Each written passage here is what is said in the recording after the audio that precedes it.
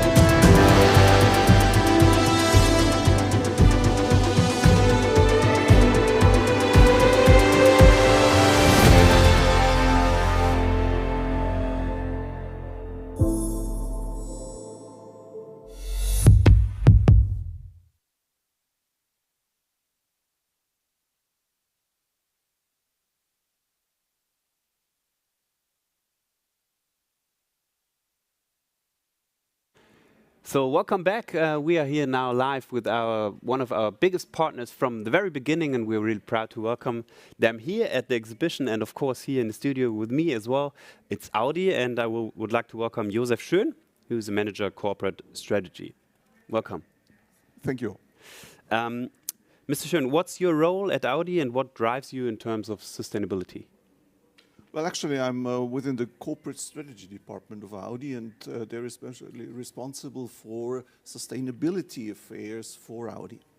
And the driver, I would say, is my deep belief that society needs mobility, but on the other hand, mobility needs to be sustainable, and bringing sustainability to the basic needs for mankind. This is my personal drive, I would say. And what are the core elements at Audi? I mean, we've seen them develop for the last couple of years. There was a lot of development. What are the core elements right now? Core is a good point because sustainability work is all about focus. Focus, focus, focus. In this core we have, first of all, decarbonization. This means climate change is the biggest issue we have as mankind at the moment. We have a dedicated part in this, so this is one of these core elements. Another one is, and this I think we feel all during the semiconductor crisis, also during all these material shortages we have now because of the Ukrainian conflict, and so is material stewardship. This means where do all those resources come from we have to use for our products, and where will they end up at the end of life? This is number two. And I think we have to focus on these two major things for us. And I would say the main topic in mobility for the last couple of years was electricity, e-cars, e-mobility. Yeah. Do you really think that this is going to be the solution for a greener and more sustainable future? Absolutely, yes. And there's one simple reason behind this is energy. Where does all the energy come from? And by the way, renewable energy in this case. And especially as long as we do not have renewables in an extent where we do not have to care about efficiency, electromobility, battery electric vehicles is the only solution to be seen at the moment. So you clearly mentioned that e-mobility is the future. Yeah. What tasks are coming up with that? I mean, supply chain you mentioned before. What else?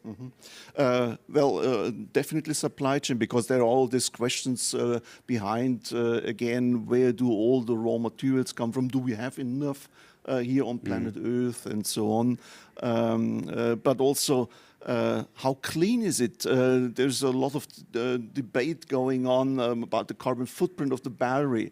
And yes, it's a huge one at the moment, but we are working on this. And step by step we will come to a point where it's absolutely acceptable. And so this is, there's a long way to go. No question about this, but I see a great future for that. How far is Audi in that long way to go? What would you say, percentage-wise? Percentage-wise, it is not so easy to judge. My feeling is that among the established manufacturers, we are pretty much ahead.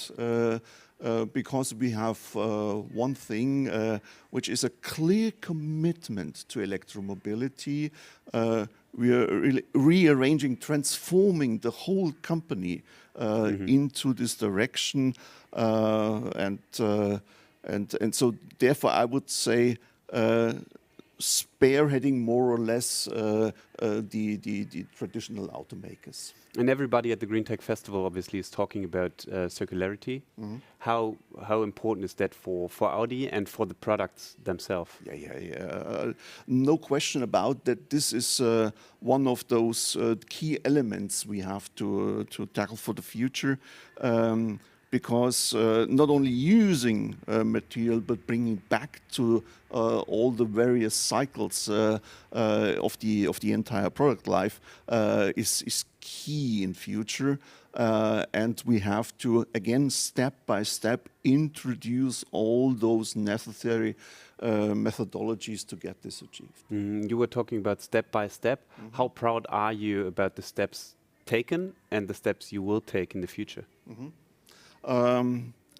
Well, honestly, it can't go fast enough, because for many of the issues we have, it's really high time that we come across. But on the other hand, I know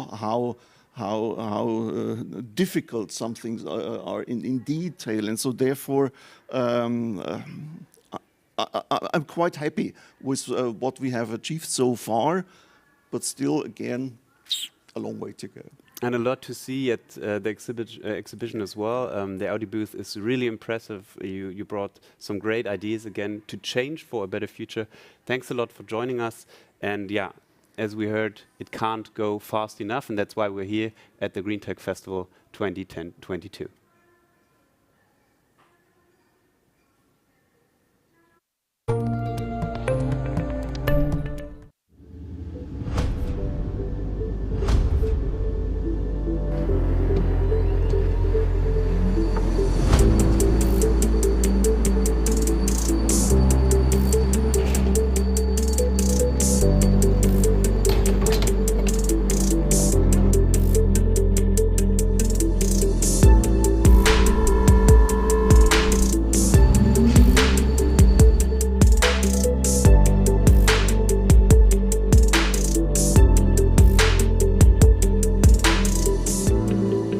Vorteil beim U-Shift-Konzept ist es, dass wir diese Modularisierung zwischen Driveboard und unterschiedlichen Kapseln haben.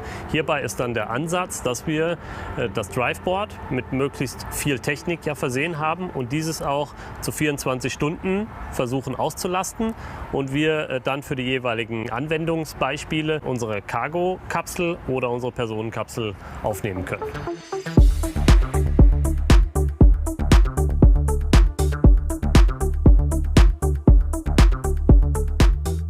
An der Front, an den Seiten unterschiedliche Sensoren fürs automatisierte Fahren. Wir haben einen rein elektrischen Antriebsstrang. Die Batterie befindet sich hier vorne in dem Vorderwagen. Wir haben dann 2 Elektromotoren als In-Wheel-Motoren im Moment auf der Hinterachse bei den Prototypen verbaut. Wir können mit Hilfe des Fahrwerks nachher das Fahrzeug anheben, um die unterschiedlichen Kapseln aufzunehmen.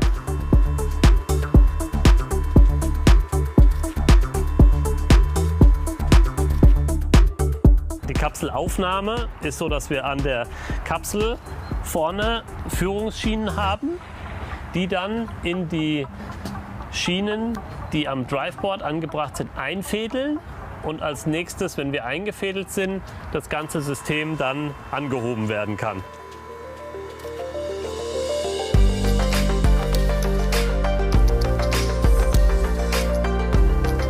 Umgesetzt haben wir in der ersten Phase in U-Shift eine Personenkapsel für den öffentlichen Personennahverkehr, in der wir 7 Sitzplätze haben, einen Rollstuhlfahrerplatz und einen Stehplatz.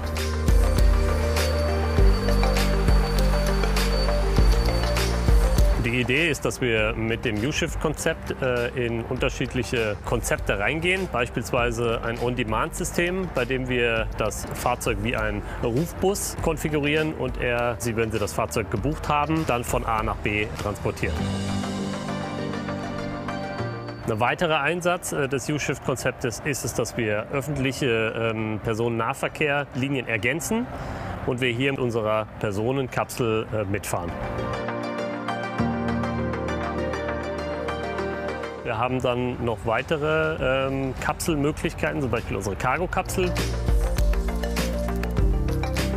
Die Cargo-Kapsel ist so ausgelegt, dass wir Platz für 4-Euro-Paletten haben.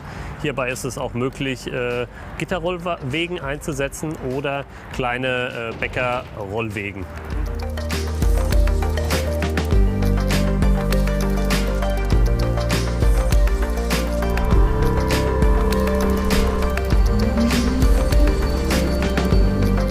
Es ist dann aber möglich, sich unterschiedlichste Kapseln aufzubauen, beispielsweise eine Müllkapsel, beispielsweise eine Zustellkapsel oder eine Postbox-Kapsel.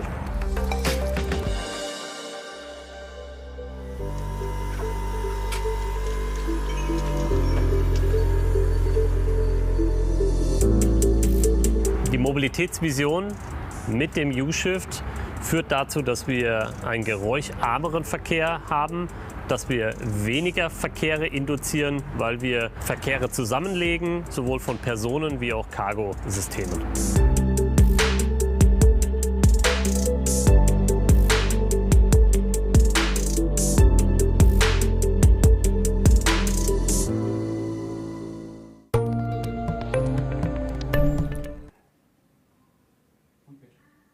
Hey guys, thanks a lot for joining us today at the GreenTech Festival. We are super excited to welcome you, and we are excited to welcome our next guest within the next couple of minutes, which is our partner Shell with Michael Pomren. He will join us within a few seconds. He will be there with us at the studio. So stay tuned and please use the hashtag #TogetherWeChange. That's really important to us. Tell us the story, what you experienced at the GreenTech Festival so far. Let us know what you think about a greener future, and stay tuned.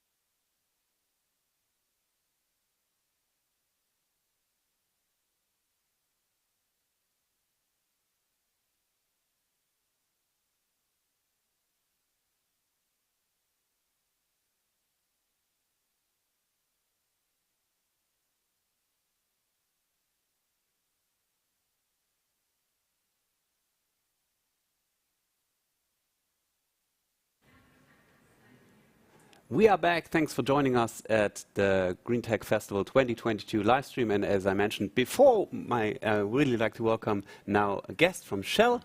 He's the Innovation Manager of Shell Deutschland Renewable Energy, which is really important for you as a topic. And yeah, thanks for joining us today.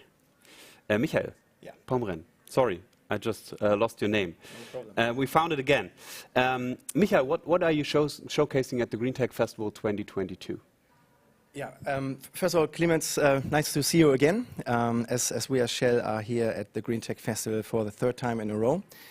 We, as Shell, really like what Marco, Nico and Sven are putting together as a platform for energy pioneers, change makers and innovators for a more sustainable future. So I think it's important that this energy transition is not only a very close early adopter circle of people. We really need to get it into the center of the general public, and therefore I think sustainability and cool, as Nico mentioned, it is super important. That's why we are here, because we as Shell are in a deep transformation ourselves, and really committed to contribute to this net zero emission target that, according to the Paris Accord, that we commit to, and that we take these targets really serious, and we need to accelerate. Therefore, we need to get everyone on board. And this platform at GreenTech Festival is important.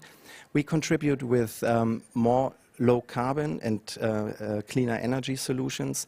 Here at the GreenTech Festival, we are pitching our portfolio mainly in the Shell Recharge, so electric mobility offers. We need to offer way more loading infrastructure to the e-mobility users out there, and that's where we see our role.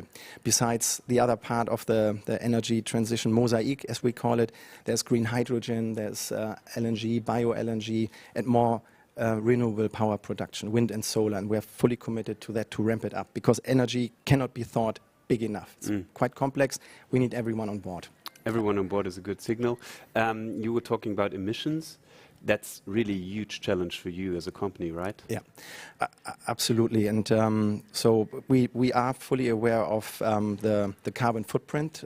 Looking back, that we have caused together with the customers and partners of ours. So, and if we look at it, the use of our so far fossil energy, the carbon footprint accounts for 90% of emissions that our users and customers kind of emit when using our energy. So that needs to change.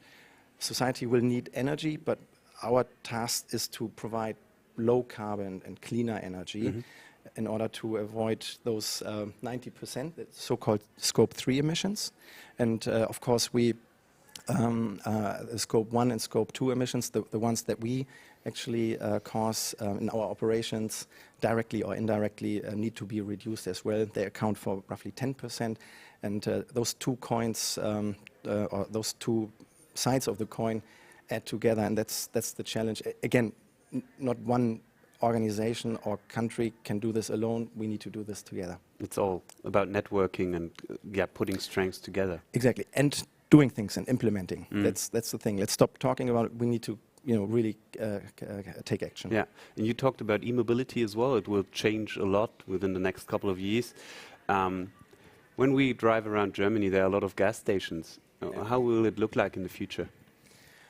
Yeah, I mean, also there, our deep transformation, of course, comes with quite a, traditional outlook at Shell. And Shell, for many people, especially when we talk general public, is a gas station, a petrol station, yeah, Tankstelle. And so that's all fair. But again,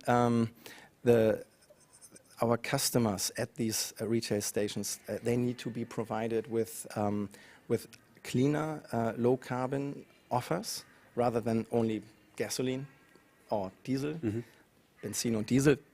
So actually, this phase to the market, the retail station is already changing quite a bit. Again, need to accelerate, fully committed to scale up as fast as possible. But already today, this mosaic of clean energy solutions that I mentioned is available for customers at our retail stations. So there's gas-based fuels, there's LPG, CNG, LNG, and bio-LNG currently being offered. And obviously Shell Recharge for electric mobility, providing the fast charging infrastructure is available. And we do also have a hydrogen network, but hydrogen maybe we should talk about in a different, more focused question afterwards. But at our retail stations, the change is already visible. This needs to be really taken on board by customers, and it's important that we have, again, the applications, chicken and egg discussion. We need the cars, we need the loading infrastructure, then we can move towards cleaner mobility. So the retail station will not go away. It is already in a transition towards becoming more an energy or a mobility hub. Of course, the great work at the shop and so forth is the colleagues, the teams out there doing great work to service our customers, and that will remain. It's an integral part of our infrastructure. What would you say your quite experienced in that case. How is Germany ranked in the development of e-mobility compared to, let's say, European countries? Yeah, very good question. It needs to be thought. Energy transition itself needs to be looked at and worked very systemically and holistically. So it doesn't, you need to think pan-European, for instance. Yeah? Mm-hmm. Also, if we look at e-mobility for going forward into trucking also, so you need to look cross-border. Mm-hmm. So, but to the question, how well are we positioned? I think we are in a good place. It's a very, even if you break it down in Germany, a very regional play. And if you look at the cities who are driving this change as well, so cities and municipalities, which is a key stakeholder for us as well. Yeah. There we need to get everyone together, get the right decisions, and accelerate the implementation. The actual implementation. Mm-hmm. So looking at the roadmap, I think Hamburg is runner-up right now in terms of e-mobility infrastructure. And Munich is there. But in general, I mean, Berlin, obviously, we need to ramp up. I'm super glad Berlin just announced that they work together with our colleagues from Ubitricity. So we turn street lights into normal charging, loading infrastructure. Mm-hmm. And so there's a lot of opportunities. A lot of movement in the market. Exactly. Yeah. That's important. Yeah. Just go forward. Another buzzword, let's call it this way, hydrogen in Germany. What are your projects in that field? Yeah, and we need to make sure that hydrogen is not only a buzzword, but a real element of our energy solution going forward. Do you have the feeling that it is still a buzzword? No, and I'll tell you why. But I mean, having been in the industry for 2 decades, hydrogen has always been there and was like, the next 10 years will be the hydrogen decade. It never happened. But now, with all the drive towards lower carbon energy requirements, and we unfortunately see how dependent we are on fossil energy, especially from regions where we don't like to be dependent on. And so hydrogen is one building block for the new currency, energy independence and security. If we, I'm talking about green hydrogen, to be also very clear. There's, different colors to it. So clearly now is the time to ramp it up. Due to the whole geopolitical setup right now, and I would actually say there's a coalition of the willing really coming together. There's a lot of drive from the European Commission, the government in Berlin, very vocal, and then also regional plays and focus, like the northern German states put a hydrogen strategy together. Hamburg, very, very driving, and so we as Shell fully committed. Our strategy is to become one of the leading forces in the provision of green hydrogen, and not just only talking about it, but we are already providing hydrogen filling stations for passenger cars right now. We are accelerating and ramping up a hydrogen retail network for trucks. When I say trucks and hydrogen, we need the trucks, chicken and egg discussion. We can provide the green hydrogen. In order to overcome that, we have created a Next Mobility Accelerator together with very capable partners like Paul Nutzfahrzeuge. They're building the truck, and then Maya Kordelec, an energy reseller who is helping us to be agile out in the market to get things done. And we, as a large integrator, supporting the full value chain. So, and then we even bought the first 25 trucks and built a mobility platform to lease these medium-sized trucks. So it's not 40 tons, it's more like up to 24 tons. Sorry for all the details, but it's important. I hope you're still with us. Yeah. So we're providing a lot of offers, and it's about really doing it. And in Hamburg, we are committed to turning a coal-fired power plant into a green hydrogen hub. And in our colleagues at the Energy and Chemical Park in Rhineland, close to Cologne, That's where we actually have built Europe's largest green hydrogen electrolyzer. So it's there. Steps in the right direction for Shell and for you personally as well. Yeah. Thanks a lot. It's always a pleasure to talk to you, Michael. Thanks for joining us today, and yeah, all the best for the exhibition. It's great to have you here at the GreenTech Festival Clemens, 2022. Clemens. Danke. Ja. Hat Spaß gemacht. Super. 5, 4, 3, 2, 1.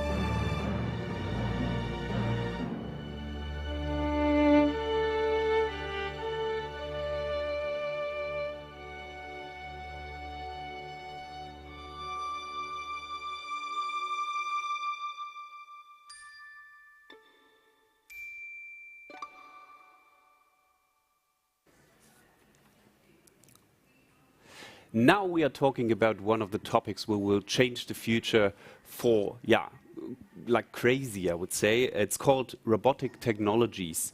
Did you know that in Germany there are 383 industrial robots per 10,000 employees?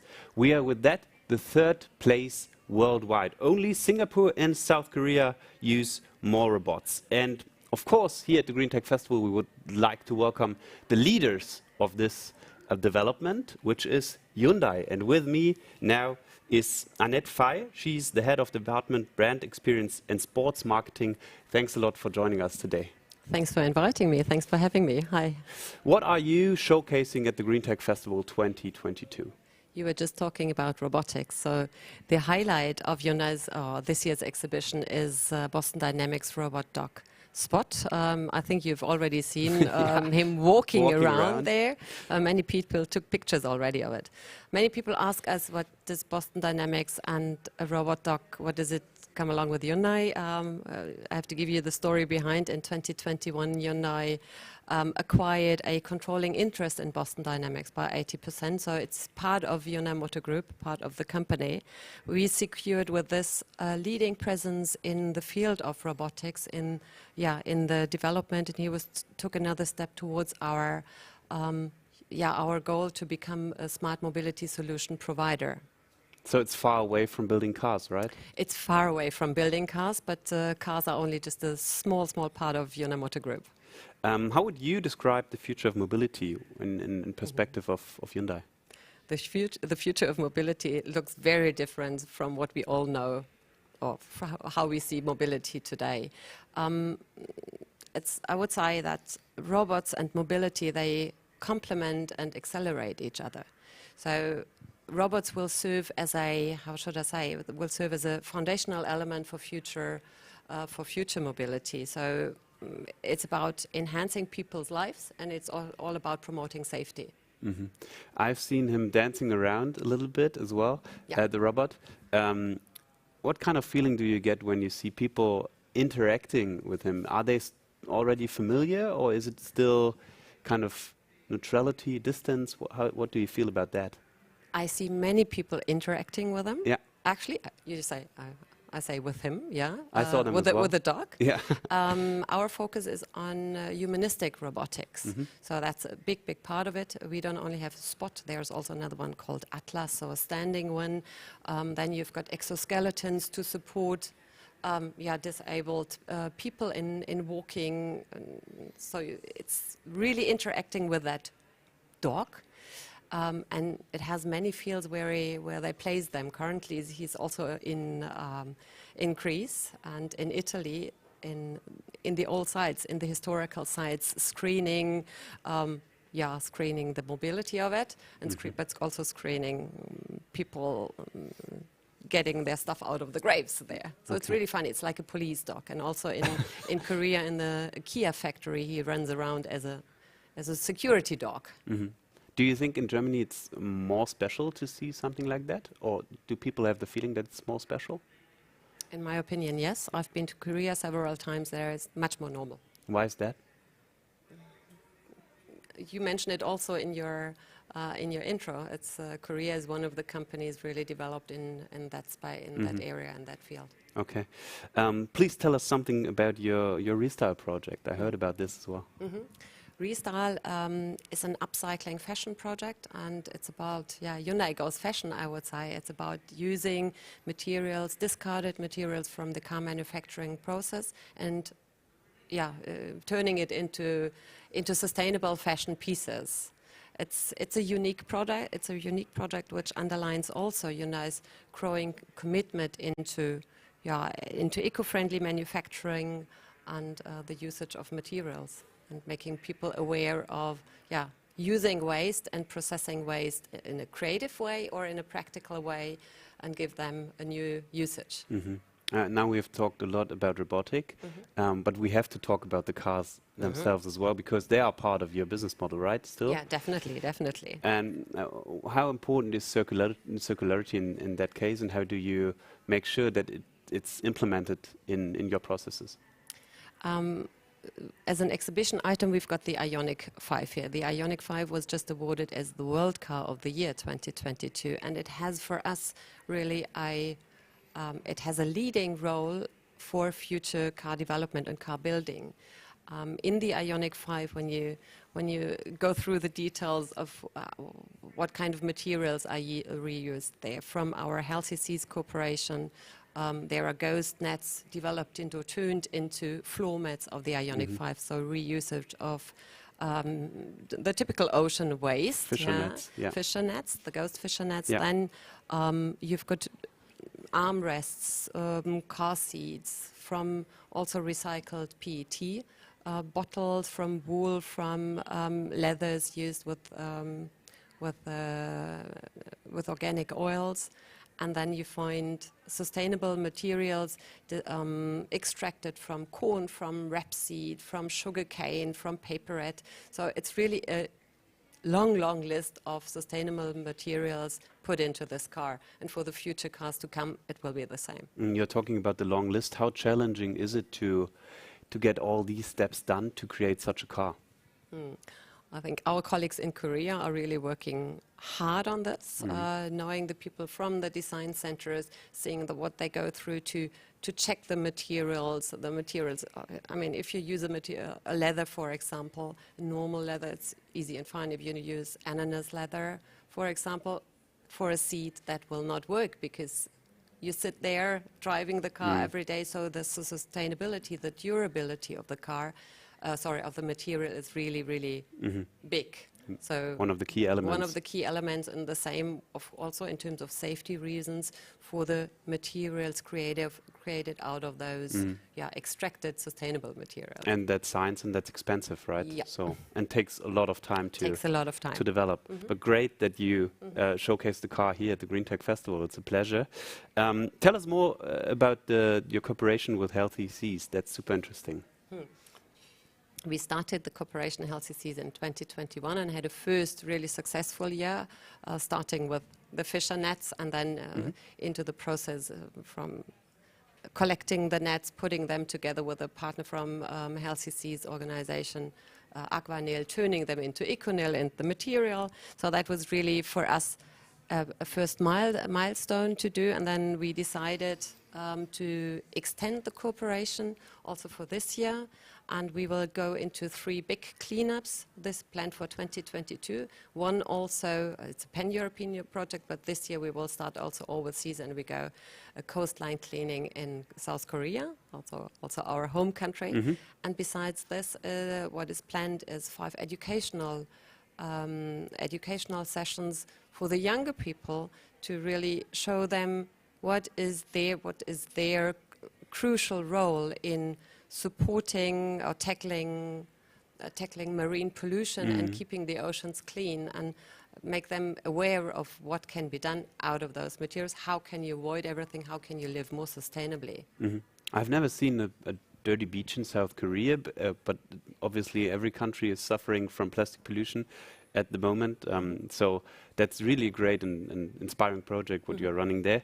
What's the next big thing for you? I mean, you are presenting a lot of big things, but still there's always the next big thing to come. That's right. Always when my colleagues ask me, I say, there are so many stories to tell about Hyundai.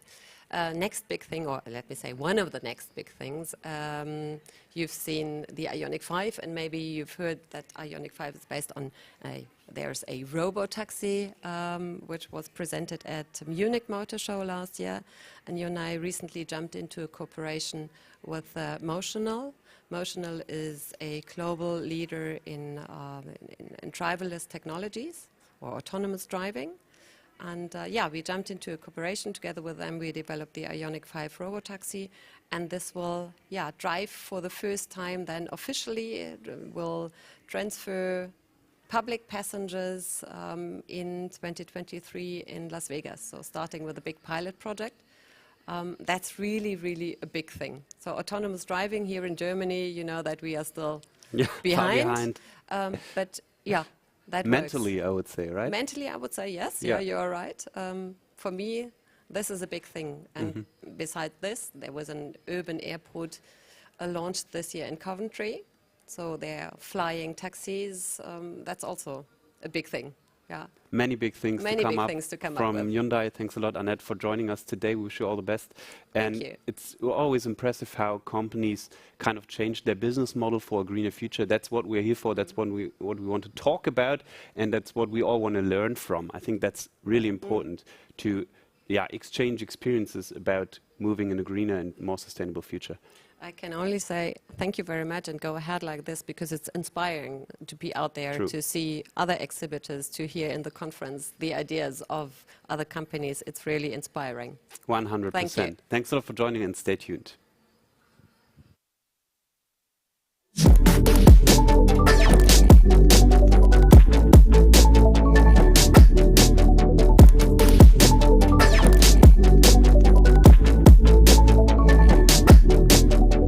For me, sustainability means to live and work with and not against nature, and to save as much resources as possible. The design is the start point of any product development, and so your responsibility to create sustainable products or useless ones is really high. At EDAC, we are driven by sustainability, and we have all the experts around us and the tools, of course, to develop sustainable products for our clients. The good news is that nature provides nearly any blueprint for our technical or social challenges. You only have to look for it. Of course, the EDAC CityBot is inspired by nature too.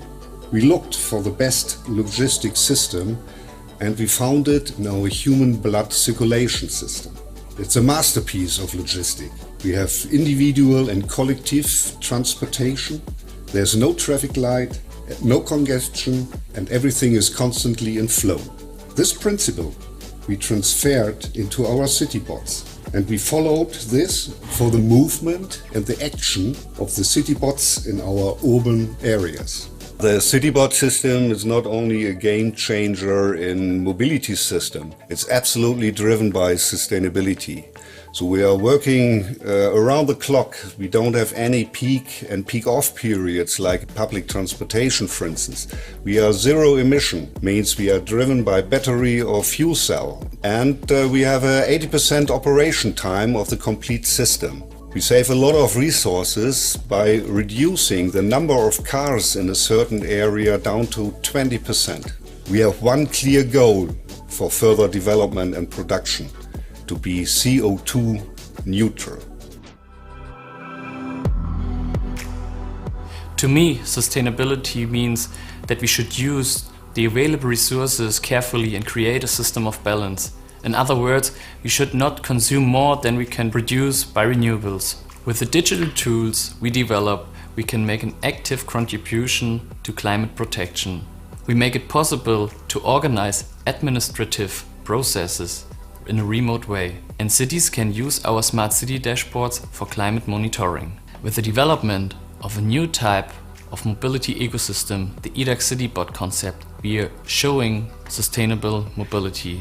We can also transfer this to today's world. We are currently developing a mobility concept, totally digital integrated and intermodal for municipality in Germany. When it comes to the future of mobility, we should not only focus on urban areas, we should also take a focus on the countryside. There's a huge potential there. Sustainability in general for me means three aspects: ecological, economical, and also from a society perspective. And it's important that for the future you balance this and you drive all these three aspects in a positive direction. In our area, so energy systems and drivetrains, we focus on emissions and we try to reduce the emissions as much as possible. And the second main part is resources at all, so that we also look on the lowest level on resources you use for your products. Our customers and our clients we can support with engineering services, and here you have in the development phase where we are mostly active the biggest lever and the highest impact on your life cycle emissions and also the usage of resources, and that's what we deliver for battery systems, for hydrogen applications. For e-drives, we also deliver mobility services, and all that leads in this direction to reduce resources and reduce emissions. We as EDAC look at mobility services, that's also in our vision, and that means that you do not look just on a product, you look on delivery certain aspects to a customer. So bringing a person from A to B, for example, or bringing a product from A to B, with that you always have a focus and you always have a look on emissions and usage of resources. And here we could help our clients. The H2 iPad is a product which gives you flexibility. So we have here the way that we could use battery and also hydrogen in different amounts. And for your application, you could then optimize your product to the boundaries you have. And the boundaries also will change in this time of transformation. So it's important that you look specifically to your application and make the best out of it. At EDAC, we accompany our customers through all product development phases of a vehicle in order to develop the best product for them. Carbon neutrality is a big challenge within the automotive industry. Emissions from a vehicle arise mainly during manufacturing and use phase. However, in earlier phases, like concept and development phase, impact on emissions can be taken. This is exactly where our focus lies within the team for sustainable engineering. In early product development phases, right decisions need to be made in order to achieve as low emissions as possible. Today we know that most of the emissions of a vehicle are coming from the materials we are using. So our idea is to keep the materials in a circle as long as possible. We try to establish a circular economy for the mobility industry. In addition to that, we are using renewable plant-based materials and we apply them to almost every part of a vehicle. We do all of this to achieve our common goal of sustainable mobility industry.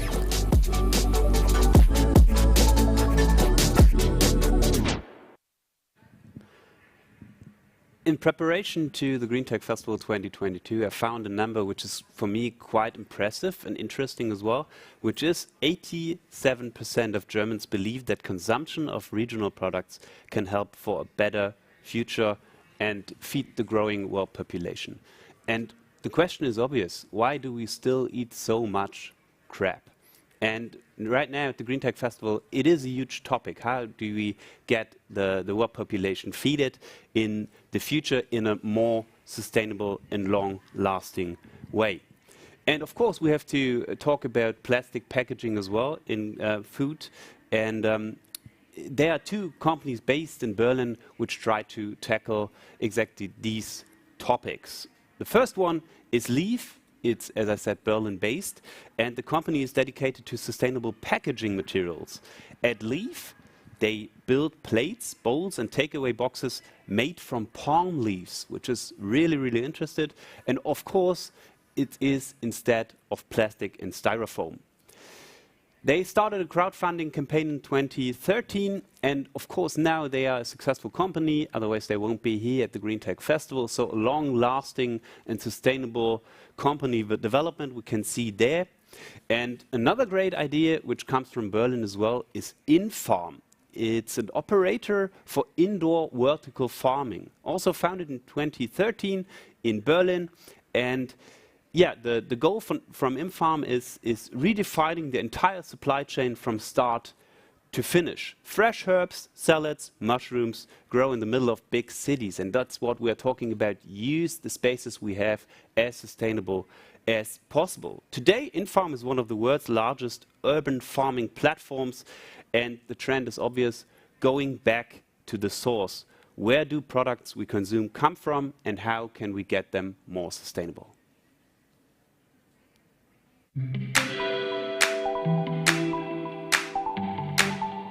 Hello, I'm Claudio from Leaf, and I want to take you on a little journey and show you why leaves are widely underestimated, overlooked, and very important building block of the consumer world of tomorrow. I think we all know that we need products and materials that are created in harmony with nature without major carbon emissions. And the very special thing about leaves is what you do not see and hear around me. Because here we are at the major production place of the product and material that we actually use at the end. It is really mostly here where most of the work happens. And the special thing that you can see here is what you cannot see.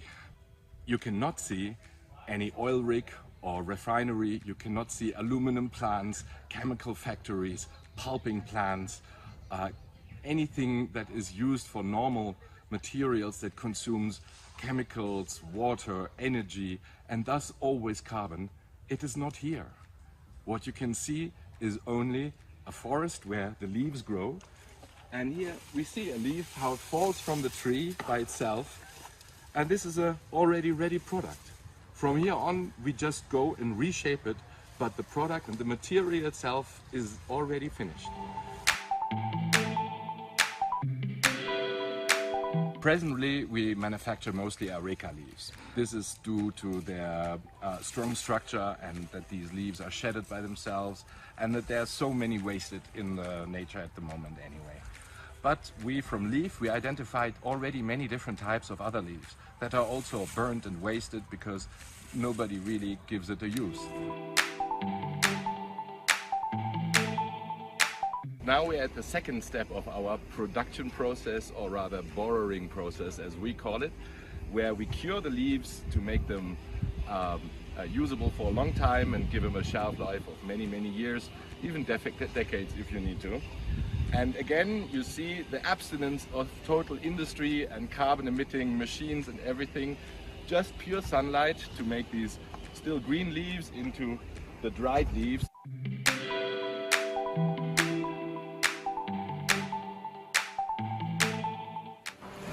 So now another step in our process where the leaves get washed. Of course, they have to be washed and soaked in water so they get flexible. You see, it's more like a leather now and can be now is ready to be reshaped in whatever we want.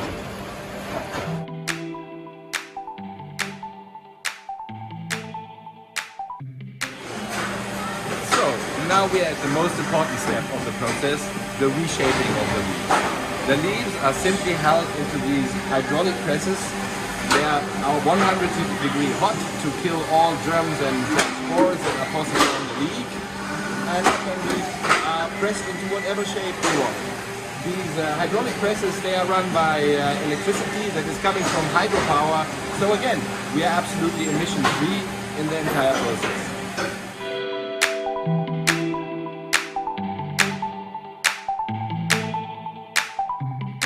Now that I took you on the journey through our emission-free production, I want to welcome you to our head office here in Potsdam, near Berlin, where we organize and coordinate the entire production, but where we also make the new developments for new products, new markets, new applications, and where we are basically also the link to modern industries.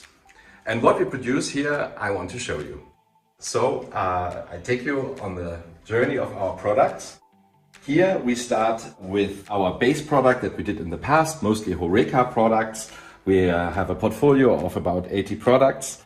And now we have a retail series for the use at home, because each barbecue and party at home also needs plates that are compostable. Now we enter the market of takeaway products. We developed a new sushi line, burger line, bowl line, and come to this very exciting development that we, like all our products, have certainly patented. Our sealing products. Imagine, instead of the usual aluminum foil where you get your noodles, rice, or any dish that you like, imagine getting it in such a nice plate where you just peel off a compostable foil and can dispose both of it on the compost at home. And this is a type of innovation that we stand for. But this is not enough. See in which new directions we are going. This is a good example for a zero-impact blister card with a beautiful look. In this packaging, we even go one step beyond and think about the usage of the packaging after its primary function of packaging the product. In this case, for example, the lid of the pen packaging becomes a bowl for your desk to hold your pens. Or in this soap packaging, the soap packaging becomes a bowl in which you can place your bowl at your sink. Or medical products, flexible palm leather that we manufacture that can be a wonderful vegan substitute for all classic leather applications. Storing solutions that are fit for urban life, coasters, and even packaging parts like pressure releasing gaskets for fermenting foods. Inlays that have been done in the past with toxic foams made out of oil. Or product elements like dosing spoons for food and cleaning applications. A folding board, as we know it from fashion stores. Lids for round containers to pack all sorts of powders. Or serve-ready packaging that looks nice on the table right away. And we don't even stop in front of building materials, which we enter now. If you want to be part of a new generation of products that is absolutely emission-free in their production and look fantastically, then just get in touch with us, and we are happy to hear from you and excited about new projects. So be part of the green revolution and make the world a better place for generations to come. Thank you very much and goodbye.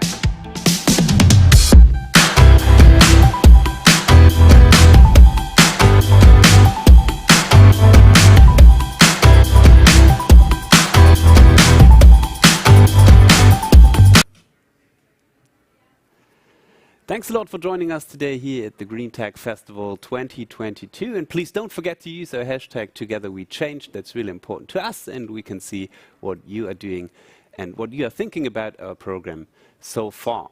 And we were talking about Imfarm, which is urban farming technology, and they're entering a lot of markets at the moment. They're a super exciting company to change the behavior of food consumption in general. And I'm super excited to welcome right now Sats. He's the Chief Sustainable Officer at Infarm. Thanks a lot for joining us. Thanks, Clemens. What brought you to the GreenTech Festival? Well, this is really a aggregation of like-minded people in terms of everybody's fighting the good fight, everybody's trying to be a force for good, and everybody's looking for solutions for a sustainable future. And that's really amazing. And I think that the other part that's really caught my attention is that there is a mix of the big companies, the large conglomerates, who are making sure that they're building it into their systems, and there's the startups who are born with it, sort of like Infarm. And the two are, different generations, different approaches, top-down and bottom-up kind of thing. And that's really quite fascinating to see. So there is a lot of hope. I think that's the common thing that I'm seeing around the pavilion here. That's really inspiring. Do you have the feeling, you're talking about top-down, that the bigger brands are looking at startups still like this, or are they more like, hey, let's learn from them and see how do they tackle challenges? I think that there is a lot of inspiration that the bigger companies are taking from the startups, because a lot of their technologies are actually being utilized from a sustainability perspective by the big companies. And for the big companies, it's that much more difficult, right? Because you're trying to implement it in your production processes, into your supply chains. And those are years of legacy systems that need to be rewritten or redone, and new technologies need to come in. And there are new technologies here. So I think that the spirit of collaboration is really, really quite good. And of course, you're here with Infarm. Let us know, what is Infarm about and what are your plans? Okay, so Infarm is a purpose-born, tech-based urban farming company. What do I mean by that? We have basically purpose and sustainability built into our existence. We are there to ensure that we are a business that is a force for good. We are providing food. We are a food producer at the end of the day, and that's the most important thing.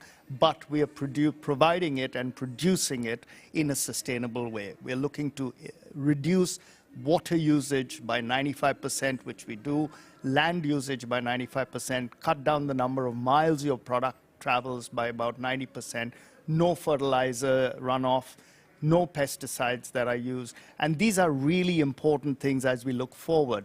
If you were listening to Gerd Muller this morning from UNIDO, he's talking about how we need 50 to 70% more food as we go forward to 2050.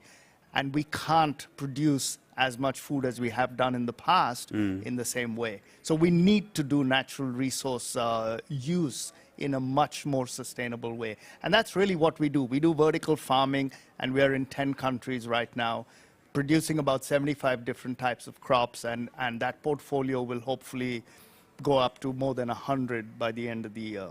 What do you mean by in a more sustainable way? Does it only mean supply chain? Does it mean use the spaces we have, for example, in big cities? What do you mean by that? Yeah, so that's quite important. So it's both. So we look at our sustainable production across local production. We want to be able to grow in urban environments so that it travels less, and you're able to use technology to do it more in a more dense fashion, if you will, in a more concentrated fashion, because it's vertical farming. It's also supply chain, because we need to work, and we do work with our supply chain in terms of how do we ensure that they are also sustainably supplying what we do. Because we are quite conscious that when we look for example, on the carbon side, Scope 1 and 2 are very much within our control, but Scope 3 is our supply chain, and we don't want to shelve that responsibility. We want to actively work with our supply chain to reduce that carbon. So it's really across the board that we're looking at that, in addition to biodiversity. And I just want to make that point, because a lot of people do get, this carbon is a big deal. We agree. But what happens when you lose the biodiversity in the argument is that biodiversity gets lost, literally. So we just need to make sure that we're looking at carbon and land and water and emissions from transportation all at the same time. So we try to take a holistic view of sustainability in that sense. And you even tackle I would say, through your approach, the packaging problem as well, right? Absolutely. That is a huge issue. Where we are growing in-store, we try to use paper packaging, sustainable paper, so that there's less plastic. And we're looking at various plastic solutions right now, which, plastic is always labeled as the bad guy, but plastics have a positive impact as well in terms of locking in freshness, transportation, etc.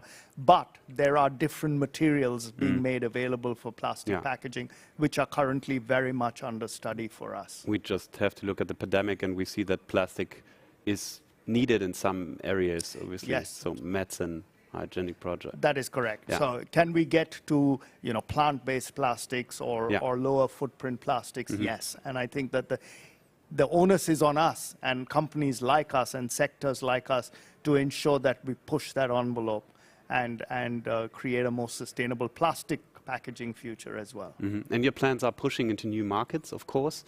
How do you enter a new market when there are all around the world different kind of eating, food, behavior concerning the food? How do you enter that, and how does your technology develop in that case?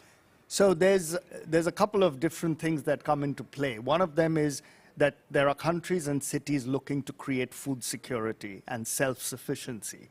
And therefore, urban production becomes really important, and that's a direct benefit of having vertical farming in the city. The second is, like you said, food tastes and food choices can differ. So we are in Japan, and we are in Canada, and we're in Germany as part of our 10 countries.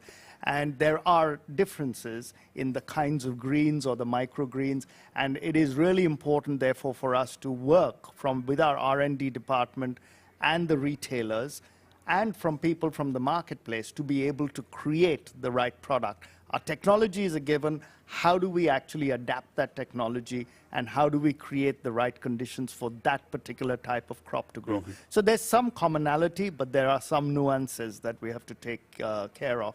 And that's really where you can experiment with vertical farming much more easily than you can with open farming. And you have a 2-week growth cycle. If something doesn't work, you can actually adapt it. And because it's all cloud connected, we are getting the benefit of the data. Ultimately, it's a tech business. At the beginning, you were mentioning that sustainability is the core of your company. How challenging is it for a fast-growing company to keep that mindset always? The business model. There are different interests in the company. How difficult is that? So that's, to the credit of the founders, Ares Guy and Osnat, that's why they created the Impact Division, which is what is my mandate within the company, is to ensure that it's not just my team or me running around creating the sustainability agenda, but that it's baked into the systems of the company. And that's not always easy. There are always decisions to be made. There are some trade-offs, but the good part is that everybody who comes to Infarm has a certain sustainability bent of mind anyway, which is why they've come to Infarm. And therefore, when we are implementing systems, we're pushing against an open door. People want to implement solutions. So it's quite different from a legacy company, which is set in a certain way and you're trying to make a change. Over here, we are trying to set a way that everybody wants. Okay. That's an interesting approach. What's the next big thing for you as a company? Obviously, new markets, but is there something more behind that? Well, there are a couple of things. So one of them is if you look at crops, there's the growth of the portfolio of crops. We started out with herbs and leafy greens, and we've now gone into mushrooms. We're about to commercialize tomatoes, strawberries. So there's that portfolio of crops that's growing. And then on the other hand is the markets. So as we look at new regions of the world, just yesterday we announced our plans for a mega farm in Qatar in the Middle East, which is actually fascinating because suddenly areas or countries that did not have agriculture or farming in the recent years that you can think of can suddenly be farming countries, can suddenly be agriculture-rich countries and create food security and self-sufficiency. So there is a huge shift that this technology allows for, and that's going to be quite interesting for us to see. I think we've announced it for next year. That's great. We will follow your path, and we are excited about the next year and the future, which brings Infarm into hopefully new countries, many more regions, many more cities to change food behavior in general. Thanks a lot for joining me and us today, and all the best for the exhibition. Thank you, Clemens, and thank you, GreenTech. Die Weltmeere, Herz des globalen Ökosystems, sind krank. Wie langsam verstopfende Arterien sind es die verdreckten Flüsse und Seen, die mit ihrem Müll scheinbar unaufhaltsam in den Kollaps führen. Für Gründerin Marcella Hansch war es ein Urlaubserlebnis, das ihr die Augen geöffnet hat. Für mich gab es wirklich so einen Schlüsselmoment. Das war im Tauchurlaub und mich hat eine Plastiktüte berührt am Fuß. Also sie hat sich verheddert und in dem Moment ist mir erstmal aufgefallen, wie viel Plastik eigentlich um mich herum schwimmt. Das habe ich vorher faktisch ausgeblendet. Und daraufhin habe ich Plastik überall gesehen, am Strand, in Straßen, bei mir im Haushalt und habe mich dann mit dem Thema auseinandergesetzt und gedacht, okay, da muss dringend was passieren. Nach langen Planungen brachte schließlich die Idee eines Müllsammelbootes für die heimlichen Müllkippen in Flüssen und Seen weltweit den Durchbruch. Gewässer aufräumen, sichtbare Verbesserungen schaffen und die Menschen vor Ort mit einbeziehen. Das war die Mission, mit der Everwave als junges Start-up aus Aachen weltweit Beachtung fand. Ja, für uns ist es wichtig, wenn wir irgendwo einen Einsatz haben, die Menschen eben mitzunehmen, auch vor Ort. Also sprich, wir arbeiten mit Locals zusammen, die zum Beispiel die händische Sortierung machen, die dafür natürlich auch bezahlt werden, um vor allen Dingen auch eine Akzeptanz vor Ort zu schaffen. Weil es macht keinen Sinn, wenn wir irgendwo hinfahren, aufräumen, wieder wegfahren und danach ist alles wie vorher. Dabei musste Everwave das Müllsammelboot nicht selbst erfinden, sondern fand mit dem deutschen Traditionsunternehmen Berki einen Spezialisten für Mäh- und Entschlammungsboote, die perfekt für den Umbau zu Müllsammelbooten geeignet waren. Für Mitgründer Tillmann Fleur ist das der Königsweg. Gemeinsam spezialisieren wir das Boot für das Müllsammeln. Heißt, wir können dieses fahrende Förderband dazu einsetzen, bis 1,5 Meter unter der Wasseroberfläche den Abfall einzusammeln. Und er wird dann an Bord schon durch die Förderbänder gestaucht, nicht vollständig komprimiert, weil es später auch nochmal sortiert werden muss. Und damit sind wir in der Lage, pro Fahrt 2,75 Tonnen zu transportieren, pro Tag ungefähr 20 Tonnen. Kombiniert wird das Müllsammeln durch Methoden der künstlichen Intelligenz. Auch hier ist mit dem Deutschen Forschungsinstitut für KI ein versierter Partner mit an Bord. Gemeinsam werden die Daten auch aus den Drohnenaufnahmen ausgewertet. Das Ziel: nachhaltige Veränderungen. Das Ganze wird dann aber nochmal ergänzt dadurch, dass wir auch Daten über das Boot selber aufnehmen. Also an der Drohne ist eine Kamera, auf dem Boot ist eine Kamera und dadurch können wir dann eben auch diese Daten abgleichen und damit ein besseres Verständnis von den Problemen erhalten und damit auch die Eintragspfade zu finden und diese zu schließen. Der letzte Schritt ist dann die stationäre Anlage. Sie filtert Plastikmüll mit Hilfe von Strömungstechnik, auch dann noch, wenn das Boot schon wieder zum nächsten Einsatzort unterwegs ist. Demnächst dann auch in Müll-Hotspots in Südostasien. Das beeindruckt auch die Öffentlichkeit, wie hier in Bosnien, und ist damit ein wichtiger Schritt zum Umdenken bei allen Beteiligten vor Ort. Was wir immer wieder erleben, ist auch, dass sehr viele Menschen dann zu diesen Orten kommen, sich anschauen, was passiert. Und was wir auch immer versuchen zu transportieren, ist eben so dieses Positive, es passiert etwas. Man kann etwas machen und wir sind da, um zu helfen. Wir möchten das gemeinsam mit euch machen. Unterstützt wird die Aufräumaktion bei Everwave auch durch ein Bildungsprogramm zur Müllvermeidung, speziell für Kinder. Dieser umfassende Ansatz ist in der Branche einzigartig. Im Sommer konnte Everwave sein Know-how auch bei der Flutkatastrophe in der unmittelbaren Nachbarschaft beweisen. Der Ruhrsee ist eigentlich eben ein Trinkwassersee und wurde jetzt aber durch die Flutkatastrophe total in Mitleidenschaft gezogen. Also es wurden Hausratsgegenstände, Holz, teilweise Produktionsgüter, alles in den See gespült. Und da waren wir jetzt 4 Wochen im Einsatz, konnten halt helfen, den See wieder aufzuräumen. Und das war für uns natürlich emotional auch nochmal ganz schön berührend. Finanziert wird ihre Arbeit neuerdings auch durch Ausgleichszahlungen von Industriepartnern. Wer den Einsatz von Plastik in seiner Produktion nicht gänzlich vermeiden kann, zahlt dafür einen Plastic Credit. Für €1 kann Everwave das Sammeln von 1 Kilo Plastikmüll finanzieren. Also wir versuchen natürlich schon, die Welt ein Stück besser zu machen und das eben nicht durch einen erhobenen Zeigefinger und durch Beschuldigungen, sondern ganz im Gegenteil, wir wollen Menschen inspirieren, motivieren, etwas zu verändern. Ja, wir wollen die Welt verbessern und ich glaube, wir sind da auf einem ganz guten Weg, unseren Beitrag dazu zu leisten.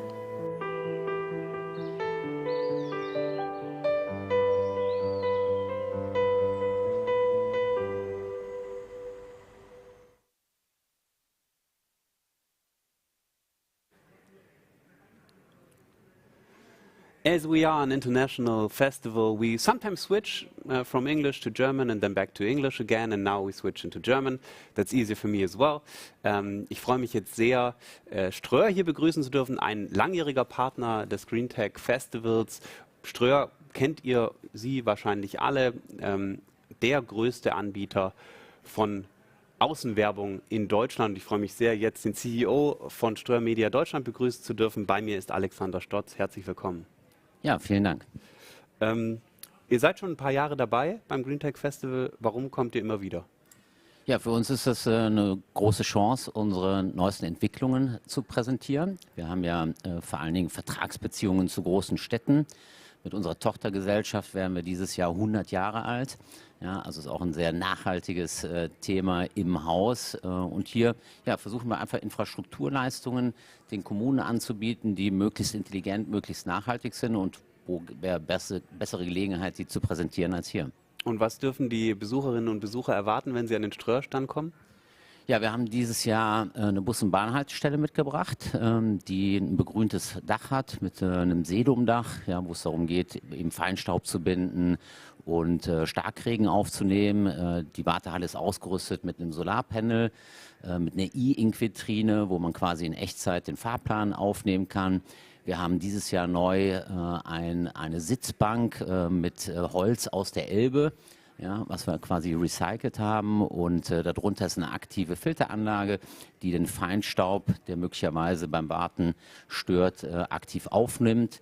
Wir haben eine Neuentwicklung dabei, eine Sirene, weil wir glauben, dass die Sireneninfrastruktur in Deutschland ja breiter ausgerollt werden muss, und das kann man gut vereinigen in so multifunktionalen Anlagen, wo wir auf der einen Seite Screens haben für Kommunikation, auf der anderen Seite auf dem Dach eine akustische Sirene.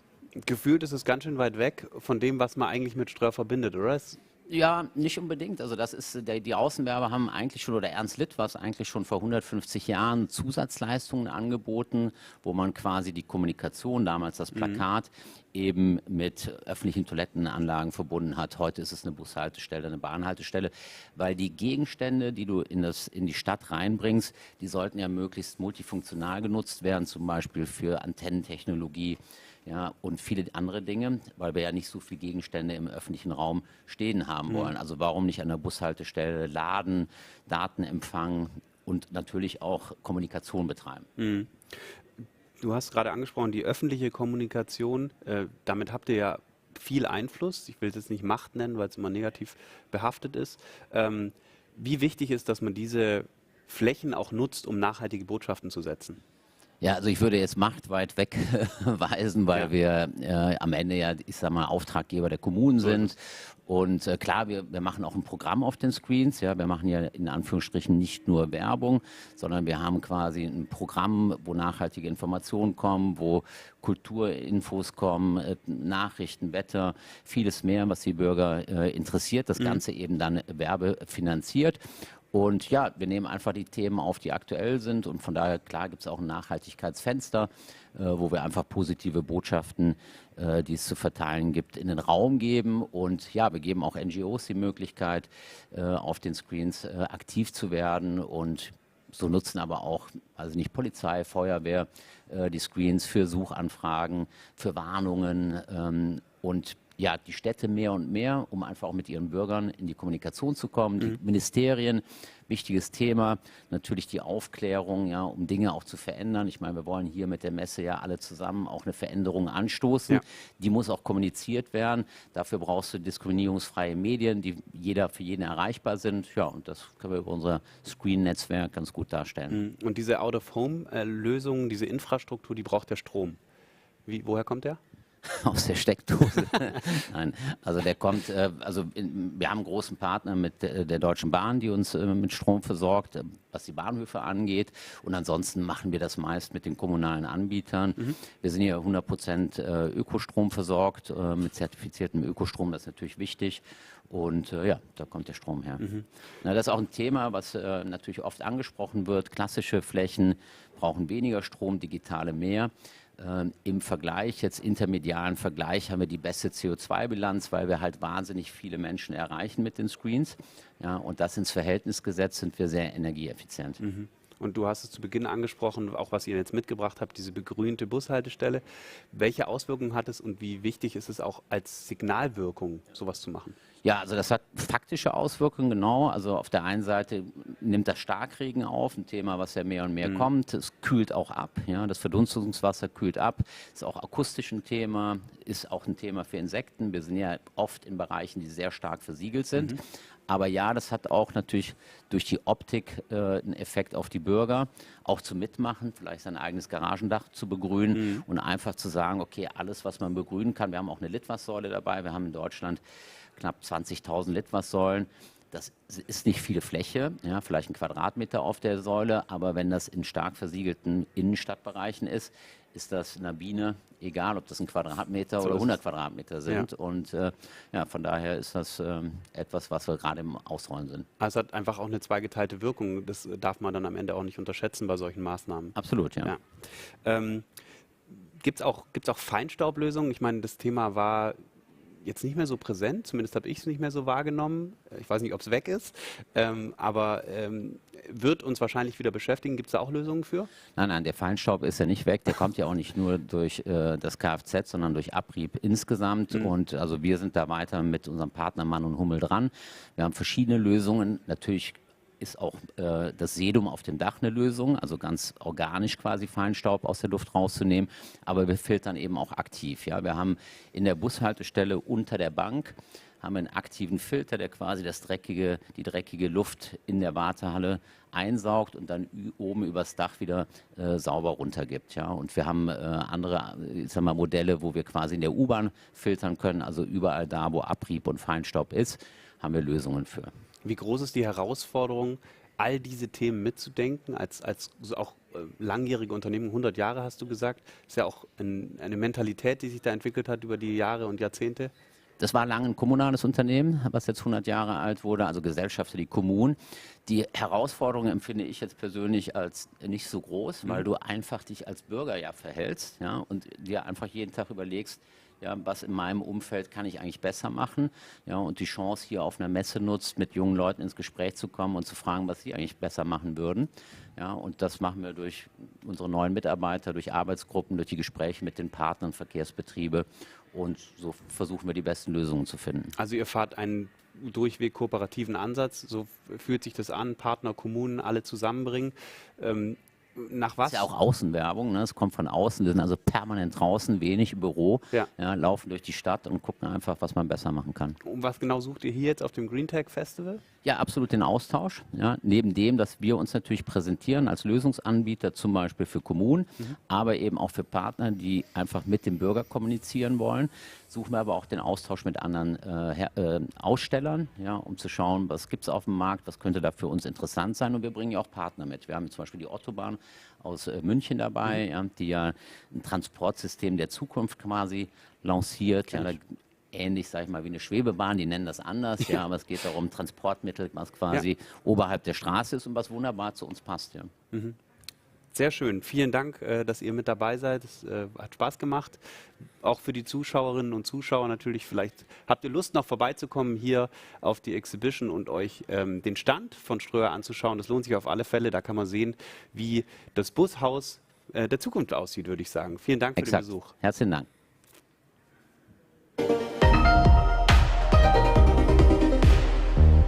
Mein Name ist Stefan Franzke, ich bin Geschäftsführer von Berlin Partner.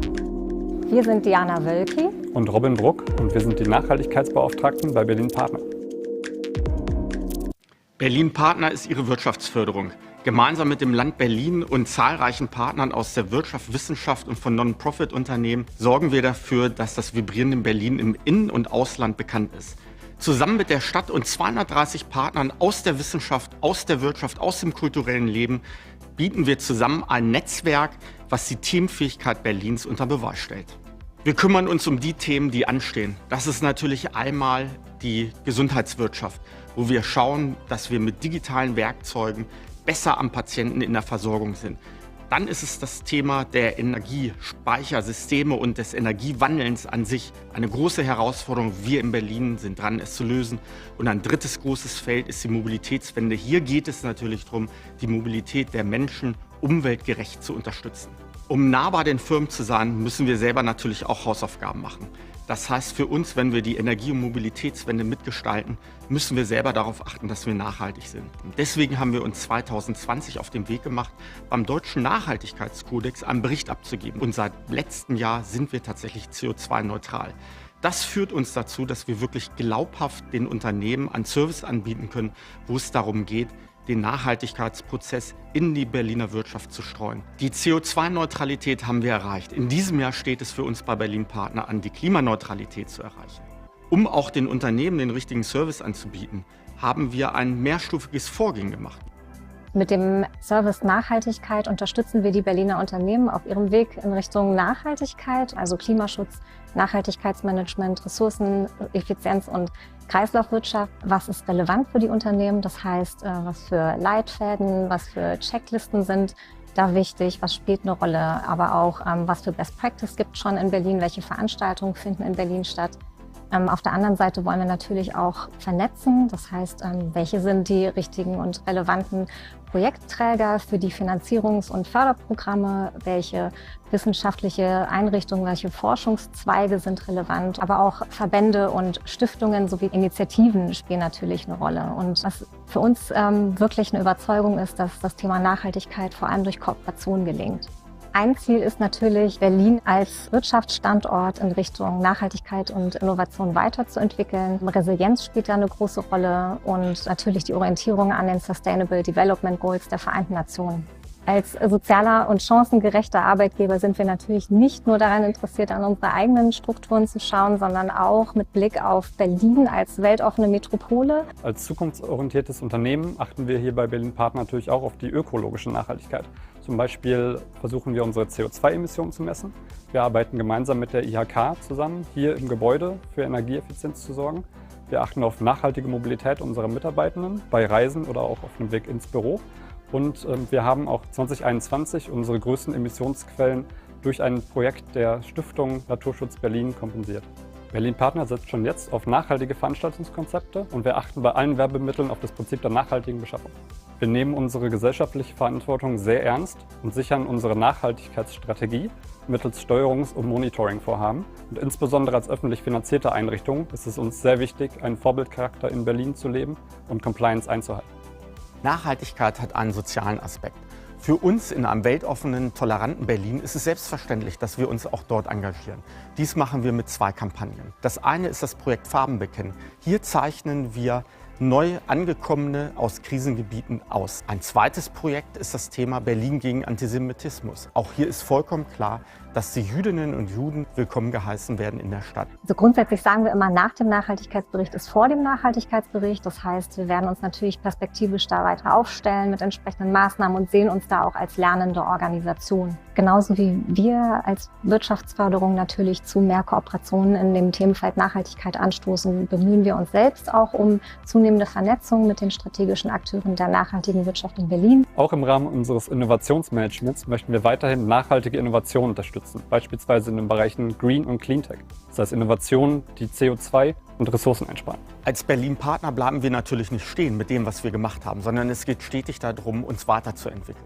Deswegen Unternehmerinnen und Unternehmer, Gründerinnen und Gründer, ob von Profit- oder Non-Profit-Unternehmen, kommt in die Stadt, um uns gemeinsam sicher in die Zukunft zu bewegen.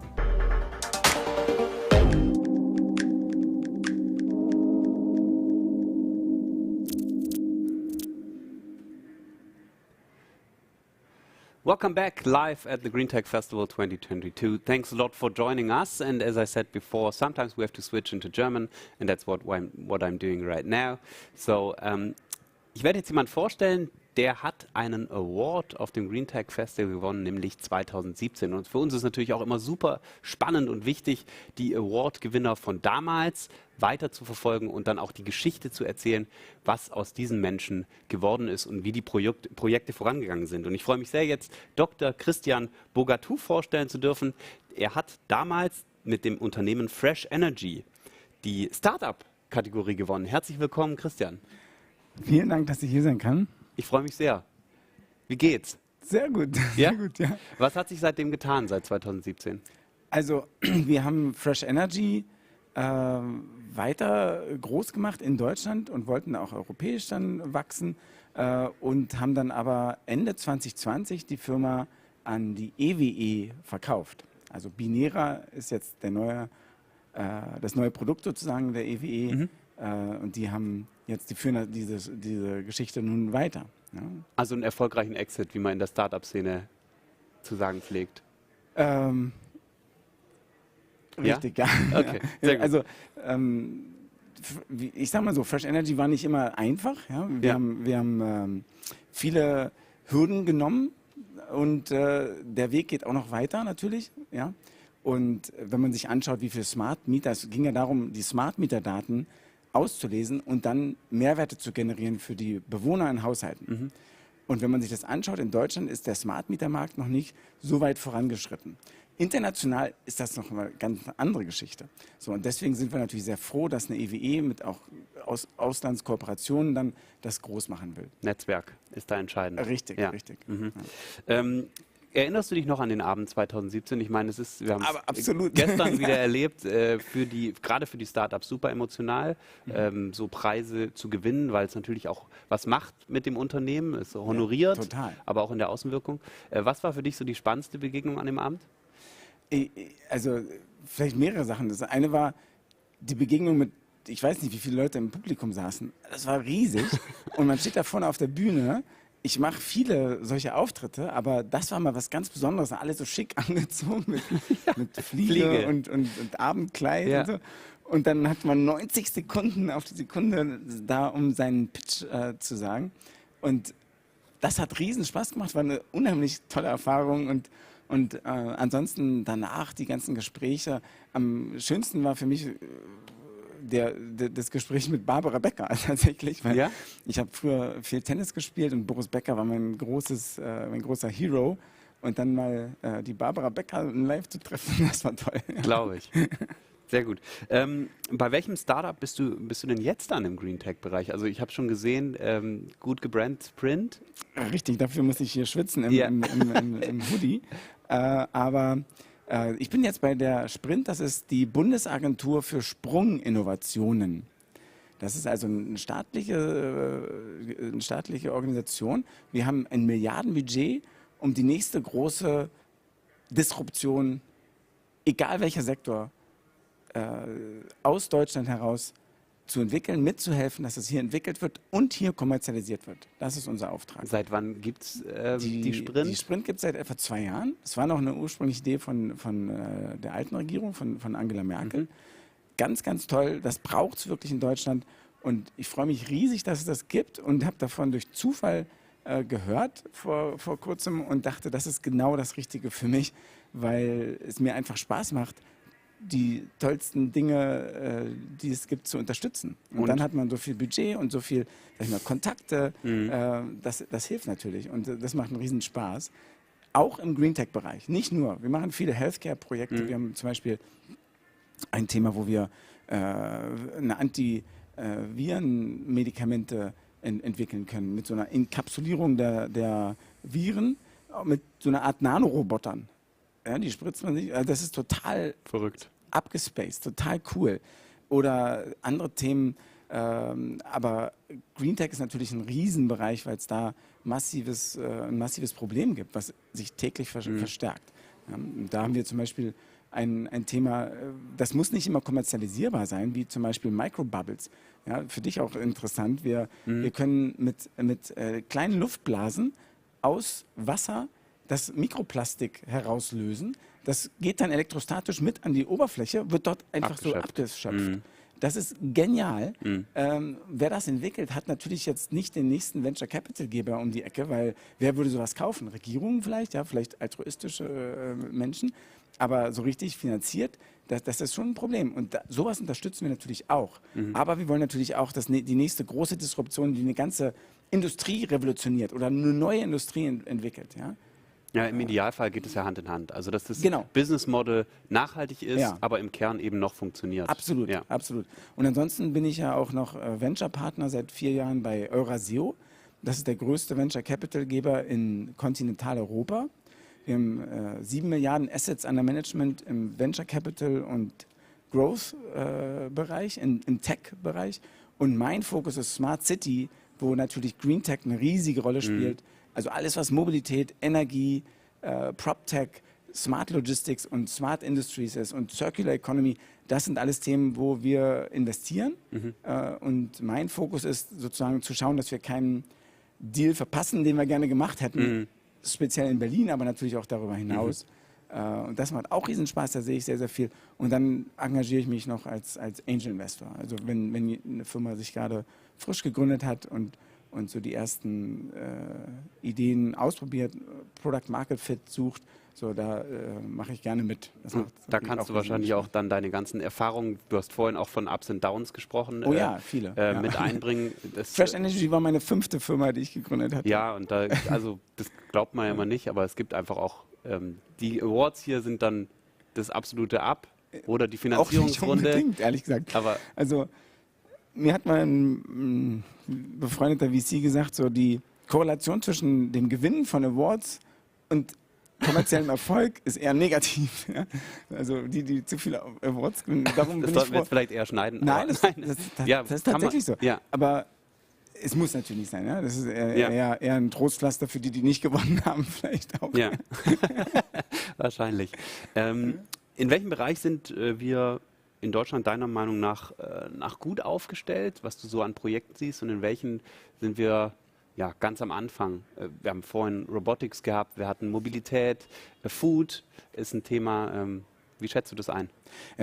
Deutschland ist ja traditionell Weltmeister und Weltmarktführer und so viele Branchen und Mittelstandsunternehmen gibt es hier, die extrem erfolgreich sind. Aber ich denke, das beruht hauptsächlich aus Innovationstrieb, der vielleicht 100 Jahre oder noch länger zurückliegt oder sagen wir 50 Jahre.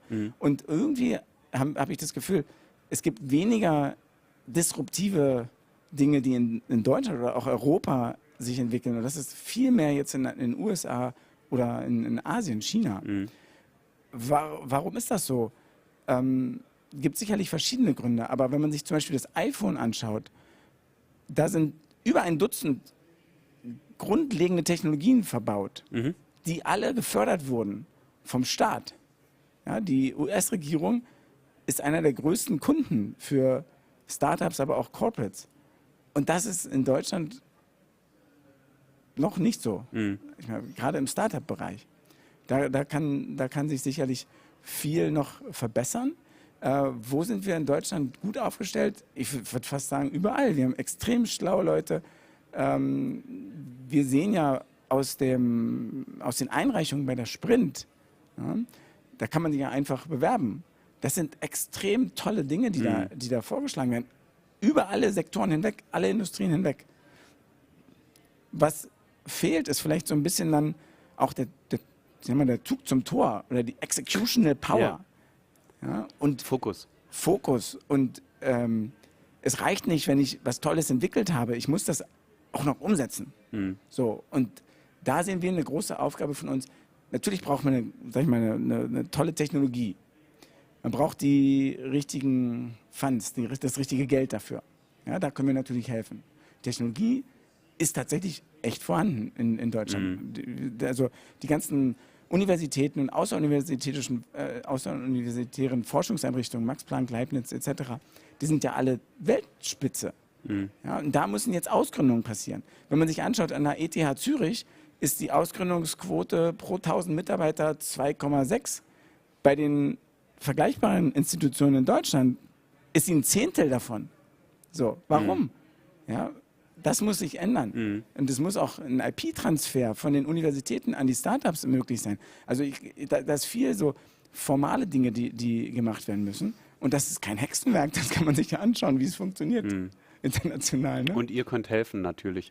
Ein ganz entscheidendes Thema in Deutschland, zumindest habe ich die Erfahrung gemacht, ist wirklich Funding und der Zugang zu Fördergeldern. Und genau das wollt ihr ja vereinfachen und ermöglichen für einfach gute Ideen. Richtig. Wir machen als Sprint keine Förderung in dem Sinne, sondern wir unterstützen. Natürlich, wir haben ein Milliardenbudget, wir können also viel Geld tatsächlich in Dinge stecken, die die Welt verändern können.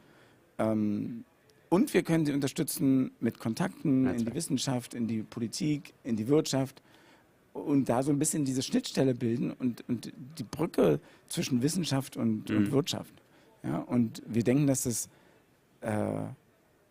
wir haben noch einen großen, weiten Weg vor uns. Und es gibt auch Dinge, die Sprint besser machen kann. Ja?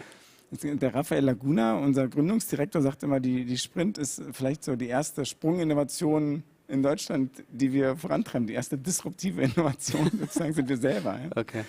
Also auch ihr seid in einem Lernprozess. Natürlich, ja. Vielen Dank, dass du da so offen drüber gesprochen hast und auch heute Gast bist bei uns auf dem GreenTech Festival. Ich hoffe, du findest noch viele Ideen, die dich inspirieren und auch dann eben Sprint möglicherweise oder ihr auf sie zugeht, wie auch immer.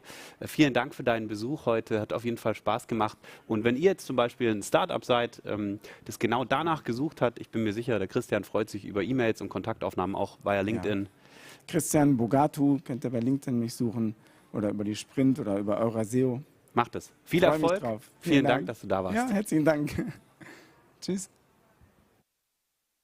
The GreenTech Festival 2022 has a beautiful country as its partner country, which is Italy. And I'm super excited to introduce our guest today at the GreenTech Festival. Thank you very much for joining. Carlo Ferro, President Italian Trade Agency. Thank you very much for joining today.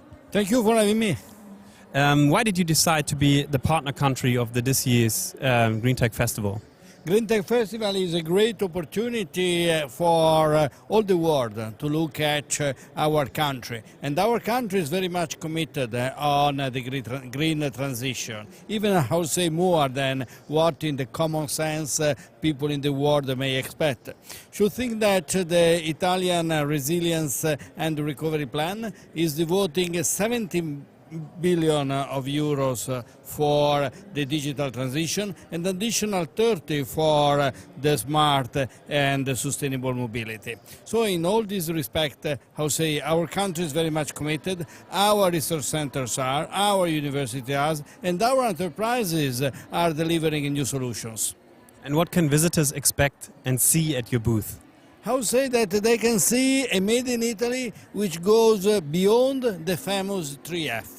The Made in Italy is famous in the world for its furniture, fashion and the food industry. Is even more, is the 4th F, is Ferrari, which is already technology and is also moving towards sustainable technology. But now it's really very much committed on the green transition, which means electrical mobility, which means sustainable power generation, which means recycle and reuse. What can Germany learn in case of sustainability from Italy? Because I think comparison is kind of key in that movement. I would say there is a lot of mutual opportunities. Germany and Italy are the two largest manufacturing countries in Europe, are among the two major exporters from Europe, and they are both committed on a transition in power generation, for instance. This is even more and more important nowadays with the current prices for traditional thermal generation of energy, but also in respect to the plastic.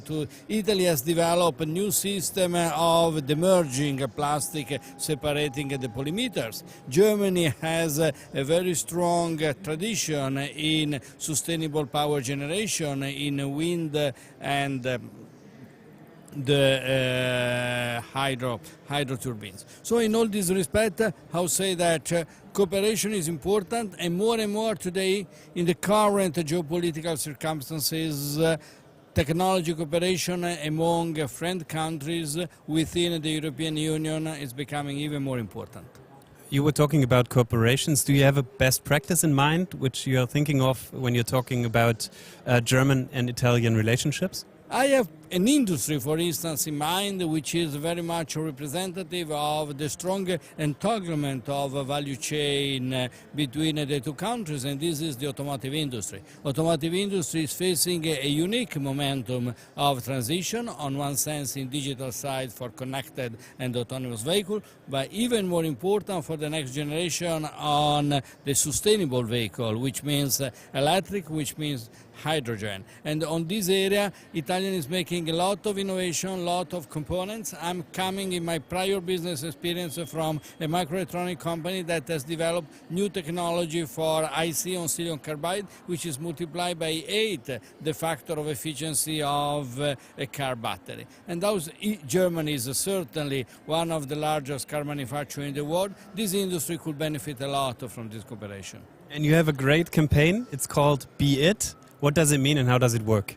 Thank you for mentioning. Be It indeed is our nation branding campaign. We are distributing in 26 countries, which intends to link the made in Italy, the product, with the culture, with the heritage, with the territory, with the style of life. So we do combine innovation and tradition, creativity and diversity, style and design, what at the end the made in Italy and the excellence of Italian manufacturing companies are very famous worldwide. Thank you very much for joining us today. We are really proud to have you as a partner country on site at the GreenTech Festival. It's a beautiful booth. Thank you very much for joining and all the best for the exhibition. Thank you.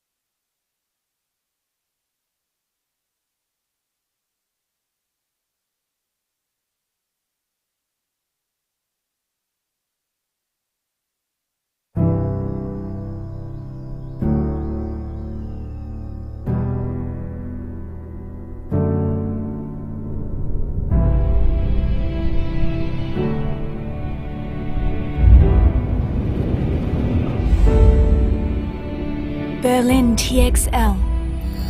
The dream of flying is fulfilled. Time for new dreams. Berlin TXL is rethinking the city, offering space for business, for green industry, and for projects of all sizes.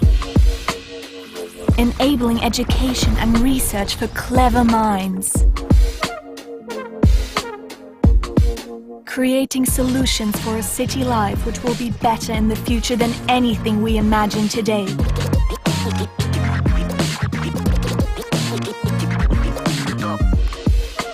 And growing a community sharing all that. The former airport transforms into a new part of the city. Become part of the new Berlin. Let's create the city of tomorrow together. In the Schumacher Quartier and in the urban tech republic. Wir sind zurück beim GreenTech Festival 2022 hier live vom alten Flughafen Berlin-Tegel. Und ihr da draußen folgt uns, wir freuen uns sehr. Ihr könnt uns natürlich auch bei Instagram oder Facebook followen. Da gibt es jede Menge News rund ums GreenTech Festival. Und bitte benutzt den Hashtag Together We Change. Dann kriegen wir mit, was ihr übers GreenTech Festival denkt. Ich habe gerade ganz bewusst erwähnt, dass wir am alten Flughafen Berlin-Tegel sind, weil ohne die Dame, die ich jetzt zu Gast habe, wären wir heute nicht hier. Vielen Dank, dass wir hier sein dürfen. Gudrun Sack, sie ist die Geschäftsführerin des Tegel Projects und dementsprechend die Gastgeberin. Ja. Herzlich willkommen. Ich darf Ihnen noch ganz kurz das Mikrofon in die Hand drücken, das an hoffentlich. Es ist ja ich habe in der Anmoderation vorhin schon drüber gesprochen, es ist ein sehr ambitioniertes Projekt, das hier entsteht über die nächsten Jahre. Es betrifft ganz viele Bereiche der Nachhaltigkeit. Gibt es vergleichbare Stadtentwicklungsprojekte in Europa? Naja, wir sind schon sehr besonders, weil wir sehr groß sind. Wir sind das größte Stadtentwicklungsprojekt Berlins auf jeden Fall mal und auch im Vergleich zu anderen Projekten. Wir haben sehr viele Innovationsbausteine. Aber ja, es gibt auch andere Projekte. Die Seestadt Aspern, auch ein ehemaliger Flughafen, der schon einige Jahrzehnte vor uns angefangen hat.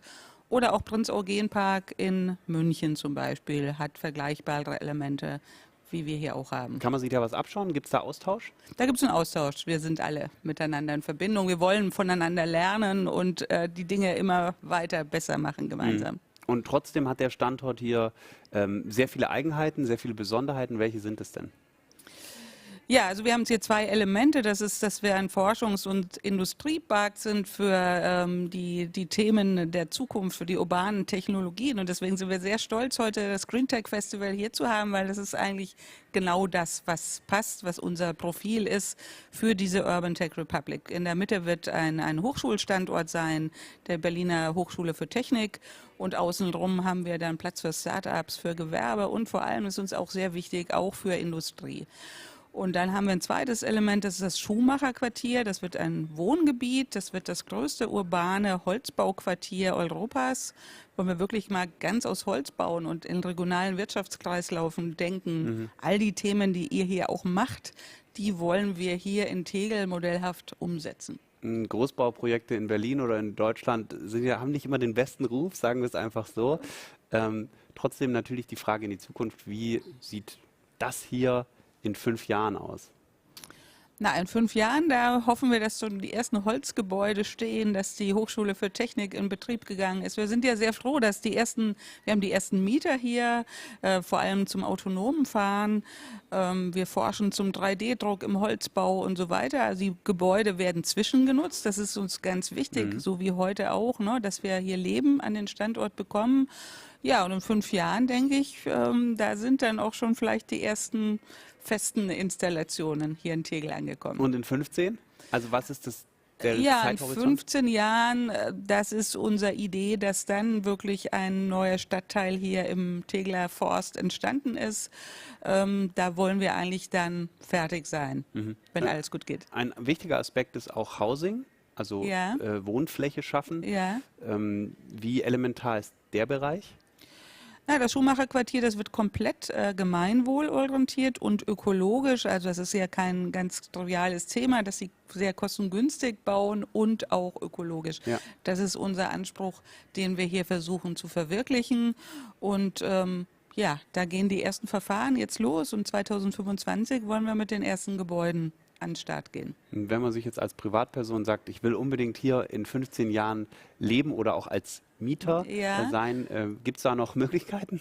Genau, also sind zum einen zu 50% die Berliner Wohnungsbaugesellschaften, die hier bauen, da können Sie zum Beispiel Mieter werden. Und zum anderen Teil sind es Baugruppen und Baugenossenschaften, da können Sie sich auch einbringen und mitmachen. Also Sie können sich zusammentun, zum Beispiel als Gruppe und sagen, wir bauen ein besonders cooles Haus. Aus Holz gerne. Wir wollen nämlich hier ein Holzquartier schaffen in Tegel und dann können Sie da mitmachen und nächsten Montag haben wir dazu eine Informationsveranstaltung. Sehr schön. Sie bauen hier viel und auch viel viel Neues. Gerade im Bau ist CO2 einfach ein wichtiges Stichwort. Was wollen Sie anders machen als andere Projekte?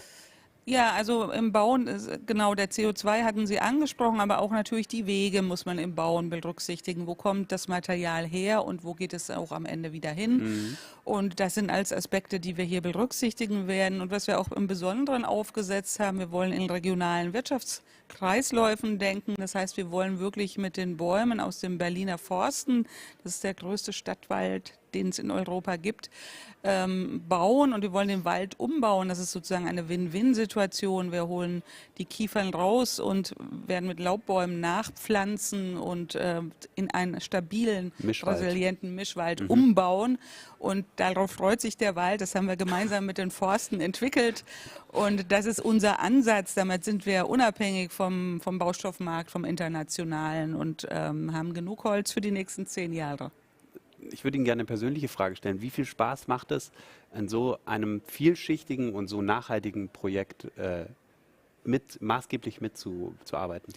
Macht mir sehr viel Spaß. Ich bin jetzt seit einem guten Jahr dabei und aber ich sage immer, Nachhaltigkeit ist a way of life. Das kann man sich nicht über Nacht antrainieren und ich bin schon seit gut 20 Jahren in der Nachhaltigkeit unterwegs, wohne selber im selbstgebauten Holzhaus und habe mich immer für diese Themen interessiert und bin sehr froh, hier versuchen zu können, das jetzt wirklich mal umzusetzen. Sehr schön.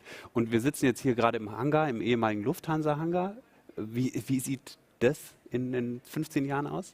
Oder der? Das wird ja zu einer Feuerwehr- und Rettungsdienstakademie. Das wird eine ganz moderne Schulungszentrum hier aufgebaut und die Feuerwehr freut sich sehr, weil man hier im Hangar, der bleibt dann so, das ist ja auch konstruktiv für seine Zeit ein sehr toller Hangar gewesen. Da kann man dann Feuerversuche und so weiter machen. Und da gibt es auch schon, die Planungen sind schon am Start und das wird auch, ich glaube 2027 oder so soll das auch hier dann den Betrieb aufnehmen. Sich vorzustellen, dass hier alles mal neu ist und nachhaltig, finde ich sensationell. Vielen Dank für den Besuch und das Zitat Nachhaltigkeit is a way of life passt perfekt zum GreenTech Festival. Vielen Dank, Gudrun Sack, und alles Gute für das Projekt. Vielen Dank. Danke.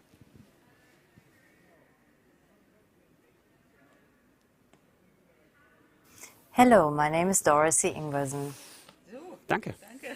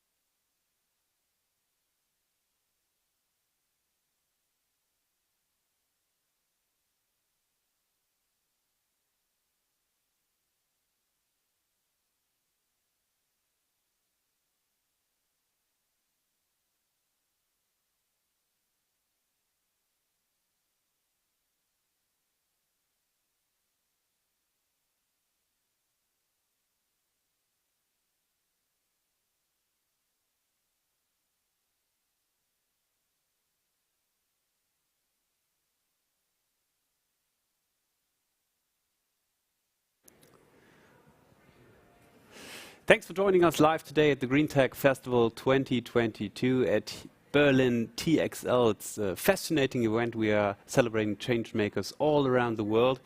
And of course, we want to give them a special space, which is our conference. And an important module is talking about that.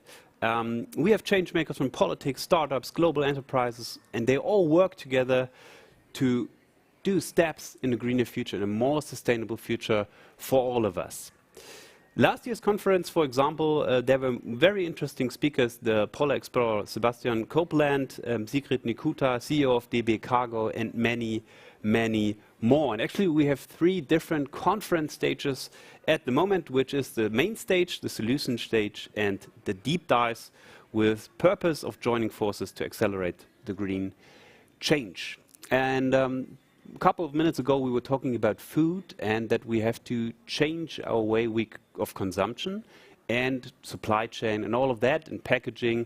And now I'm with a really, really interesting company, which is called Oatly. Maybe you know them from the supermarket. Hopefully you know them. The goal of Oatly is that they change the way milk products are seen in general, I would say. The Swedish food company has a wide product range from oat milk to ice cream and oat gourd.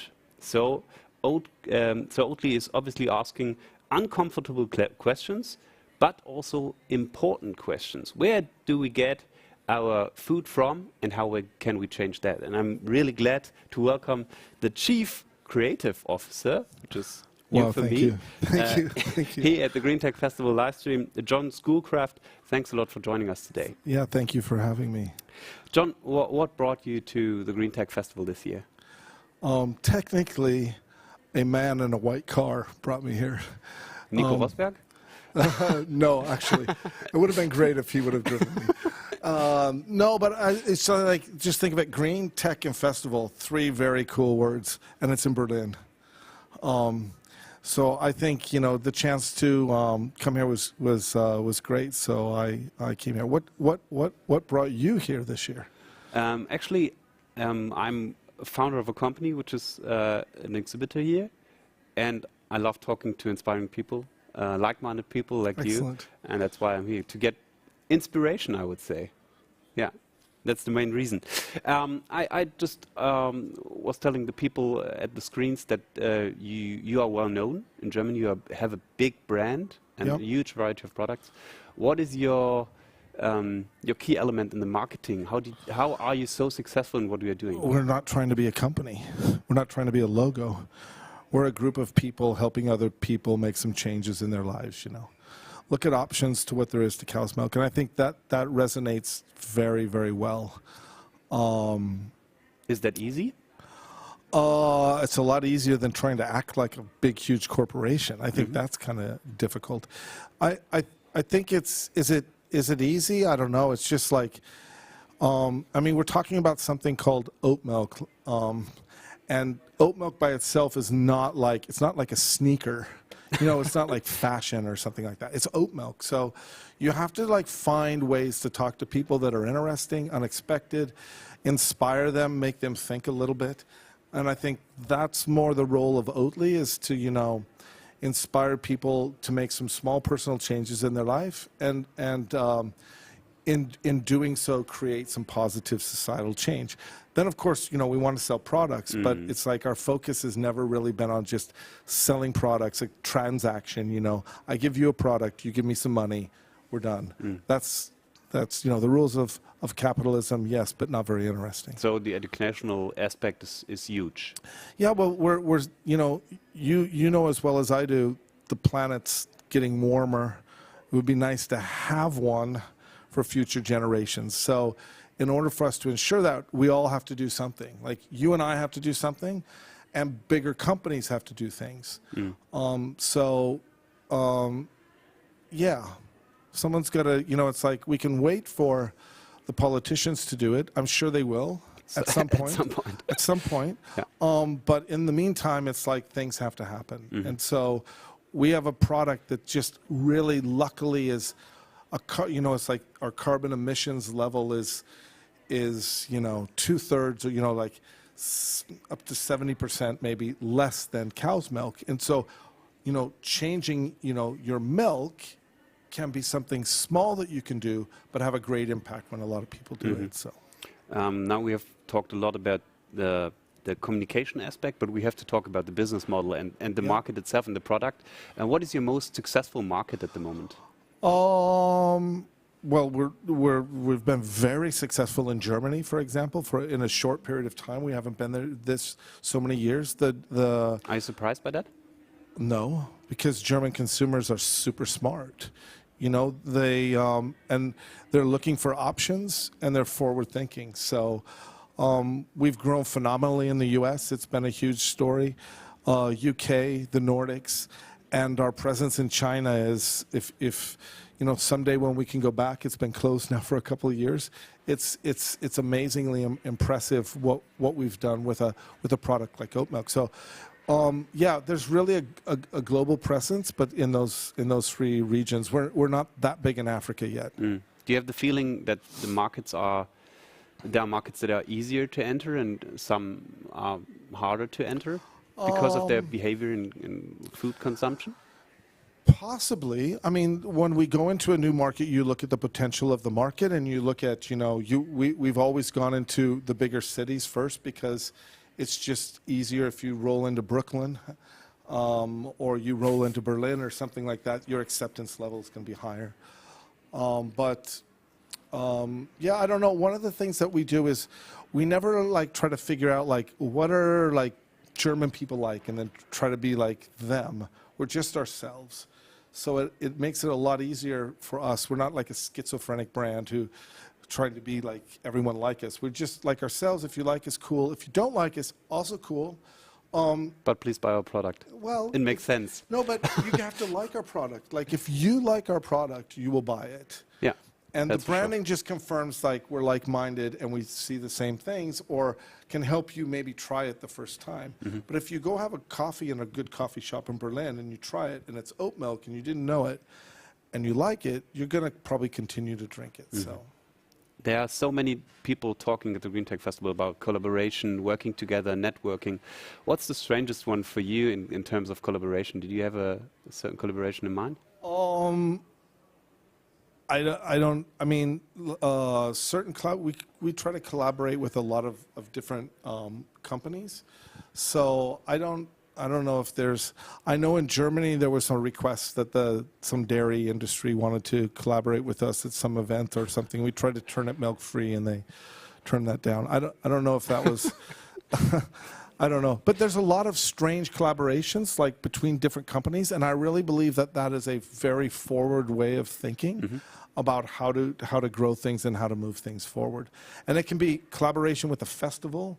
It can be collaboration with, you know, for example, like we're soft serve, like soft ice cream.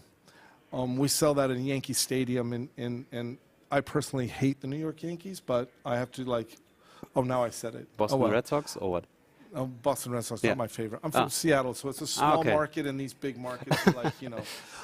But the Yankees, they're like super professional, and we put it in the Yankee Stadium, and there's no other soft ice cream, and no one's missing a cow's milk version, you know. So it can be something like that, like collaborate with teams. Yeah, the New York Yankees thing, yes, it's just like they always win. So you are really, really open-minded. What as a company and yourself obviously as well, what are you looking for at the GreenTech Festival in terms of collaboration, inspiration as well? I don't know if we're looking at anything specific. I think when you go in looking for something targeted and specific, you may not find it. So we're just here to, you know, have a look around, meet some people, get a chance to talk to people about Oatly, about oat milk. That's it. How big is the topic of packaging for you? Packaging, like technical packaging, or what you write on the sides of the packaging? I mean, it's both, right? For me, packaging is like billboards. They're like, if you don't have media money, you should use your packaging. So the package for us is the most important media that we have. Yeah. Then when you're talking about technical packaging of actually keeping your product fresh, that's also important. Okay. So, and what's at the end, what's the next big thing for you as a company? Is there a certain market or? New products? So here's the thing. There are new products, and there are new products all the time. And there are new markets, and those are also important. But I think the most important thing for us is to, as we grow in size, like we're a lot bigger than when we were 40 people in a small little factory in the south of Sweden. As we grow in size comes with, responsibility. And to introduce it to a wider audience, but always remain, not so mainstream. Like Oatly is a very special brand that has a lot of attitude, and I think that that's key for us to always maintain that going forward, but still speak to a larger audience. And you can, if you look at Germany, for example, you're in Berlin. It's like every coffee shop you go to will have Oatly, but Oatly's great for people outside in the country. What's the road like between Berlin and Hamburg? In between there, there's a lot of people who could enjoy oat milk, and so eventually, they'll be introduced to it, etc. So I think that's it. Grow in the right way. Be very inclusive and open for everyone, but still stay true to the brand. So I mean, that was a very terrible answer to your very good question, but maybe there was some information in there you could use. Growing in the right way, I guess, is the biggest challenge for many companies. Growing in the right, sustainable way. That's exactly sustainable from a brand perspective, and sustainable from a sustainability perspective at the same time. To find the right way to grow. Again, our whole thing is, because we have this savings on carbon, every sold liter of oat milk is a win for the planet, and that gives us a huge advantage that many other companies don't have. It's built into the company.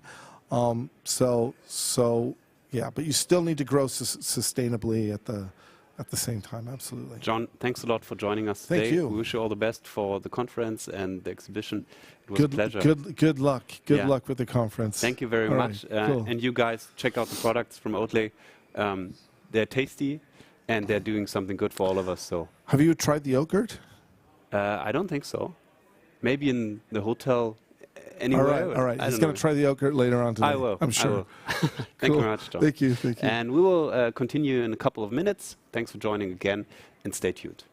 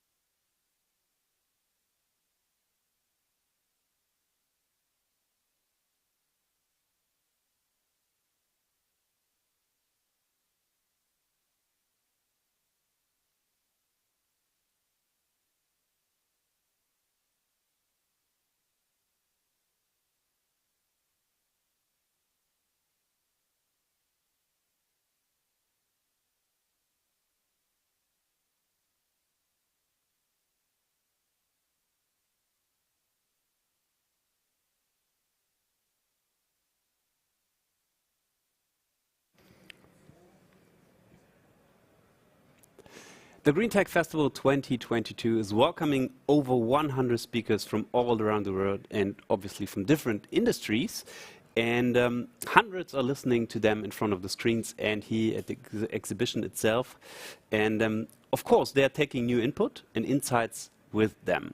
And a topic which is often not seen or not talked about is financing all these beautiful innovations, ideas, and all that stuff, and which is really, really important. And the GreenTech Festival is focusing on that a lot. For example, we have our own program, Financing the Future, where Christian Lindner, Federal Minister of Finance Germany, meets Marieke van Doornink, Deputy Mayor of Amsterdam, and Julia Zhu, co-founder from Tidal Impact. So you should join them definitely, and you should stay with us because I have now a really, really interesting brand with me, which is called Julius Baer. And they are a long-term partner of the GreenTech Festival and a change maker when it comes to green finances, which is really, really important to all of us. Julius Baer is present in over 25 countries and more than 60 locations all around the world, and it's really following a holistic approach that brings together responsible wealth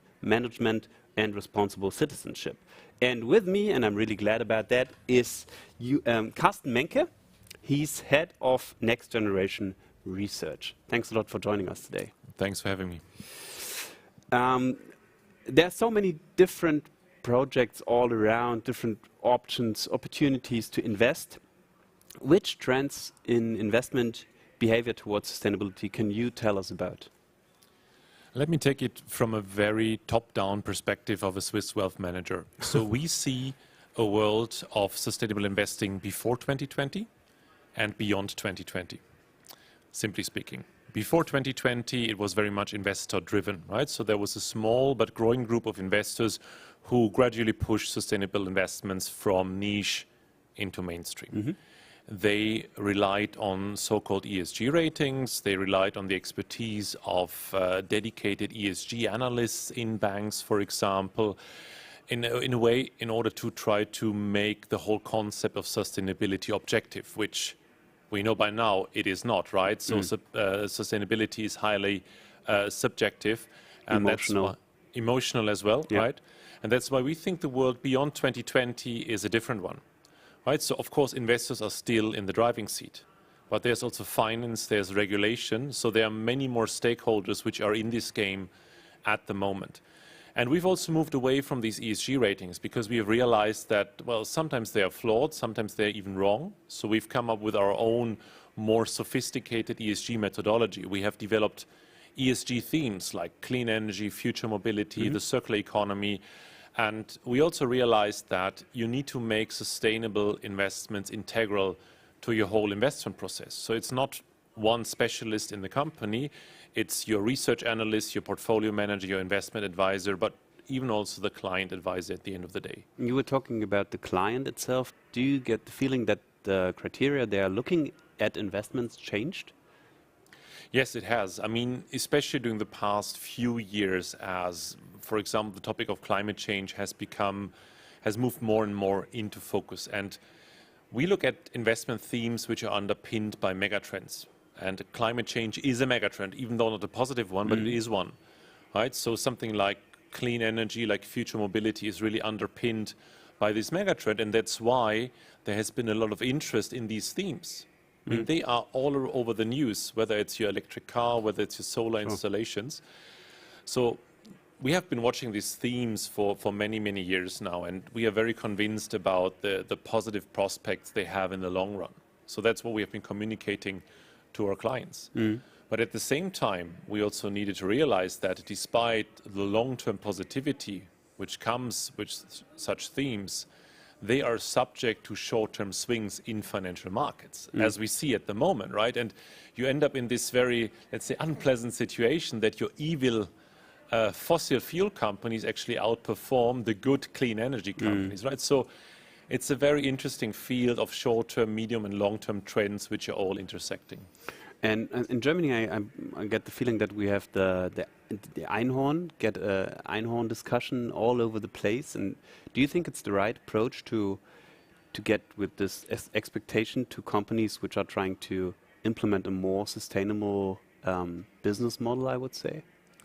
Well, I think that in the whole landscape of, let's say, corporate Germany, everybody needs to do his part, right? So you have the startups, like we have them here at the GreenTech Festival, which often start from scratch with a very innovative idea. They have the benefit that a lot of capital is still around, right? So there's ample funding for these kinds of ideas. But also, if you walk around here, you see many established names, right? Big tech companies, more small, medium-sized enterprises. So really, whole corporate Germany is moving into the same direction. I think this is a very, very positive development, given that usually you have more like a conservative picture of Germany in terms of risk-taking attitude, in terms of innovation approach, right? So very welcome from my side, definitely. And you were talking about the risk approach, or the approach in Germany that differs to other countries. You are working in 25 different countries. What is your experience about how the investment structure and scene is compared to other countries? You know, that's what I try to hint to. I think the risk culture in Germany is obviously different than it is, for example, in the UK, in the US, but also in parts of Asia. So the average German investor, I would say, is leaning more towards risk aversion rather than risk friendliness, or like your savings account rather than the investment account. But I mean, this means that it maybe constrains the exposure of the average investor to green tech investments. But fortunately, it does not constrain the availability of capital. So capital is ample. Capital is not a constraining factor when it comes to green tech investments in Germany, according to our view. What is constraining them, and that's the bad news, because it's basically unchanged for years, is a lot of red tape, is a lot of NIMBY. So you have like lengthy permitting processes, you have legal lawsuits, which are even lengthening them even more. So if Germany wants to do something about green tech investments, like promoting them even more, it's really tackling these pain points. Do you have the feeling that we are on a good path?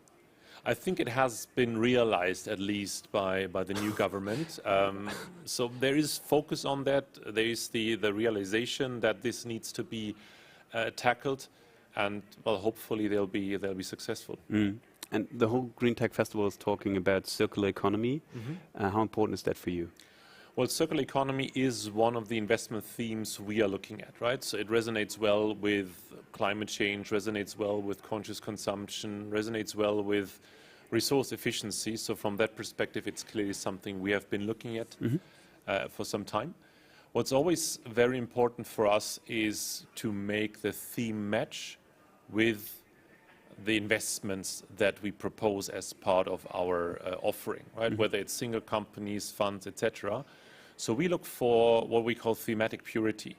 And that means that the theme actually drives the company, the revenues, the profits, the cash flows, and if you talk about listed companies, also the share price, of course.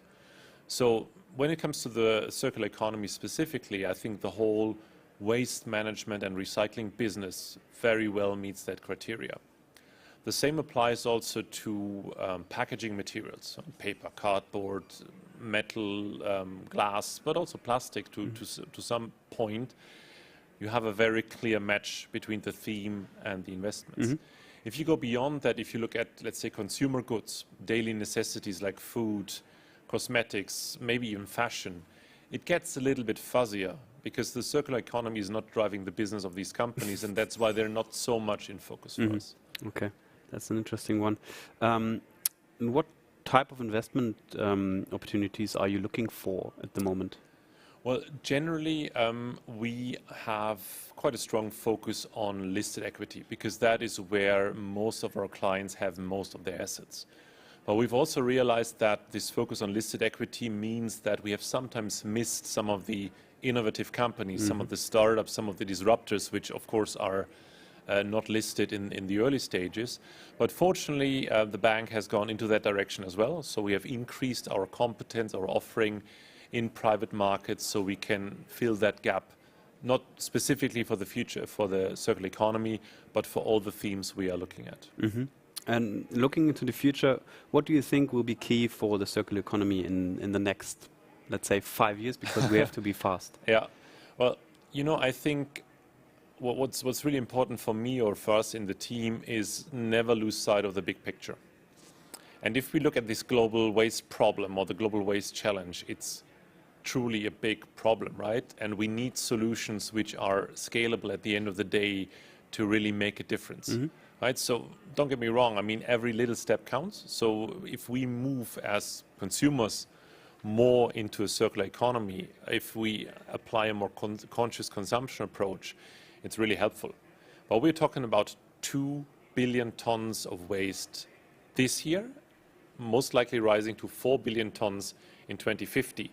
And the majority of that being generated in emerging economies, which don't have an established waste management system, right? So that is where the big lever is. Right? We can do our part here in Europe, in Germany, in Switzerland, but we have to be very aware that the big lever is outside of our countries.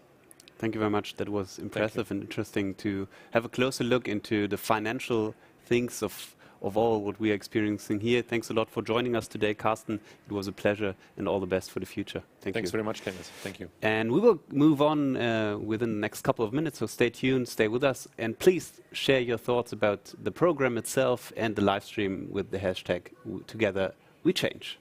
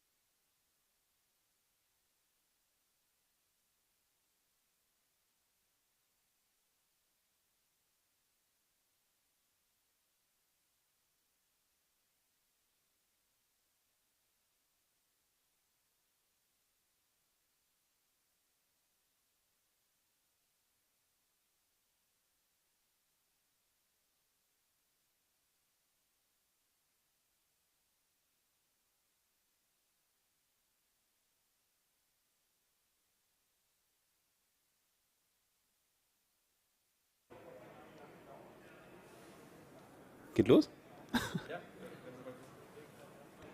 We are back live here at the GreenTech Festival, and now we are talking about a really, really big topic in terms of sustainability, which is cosmetic.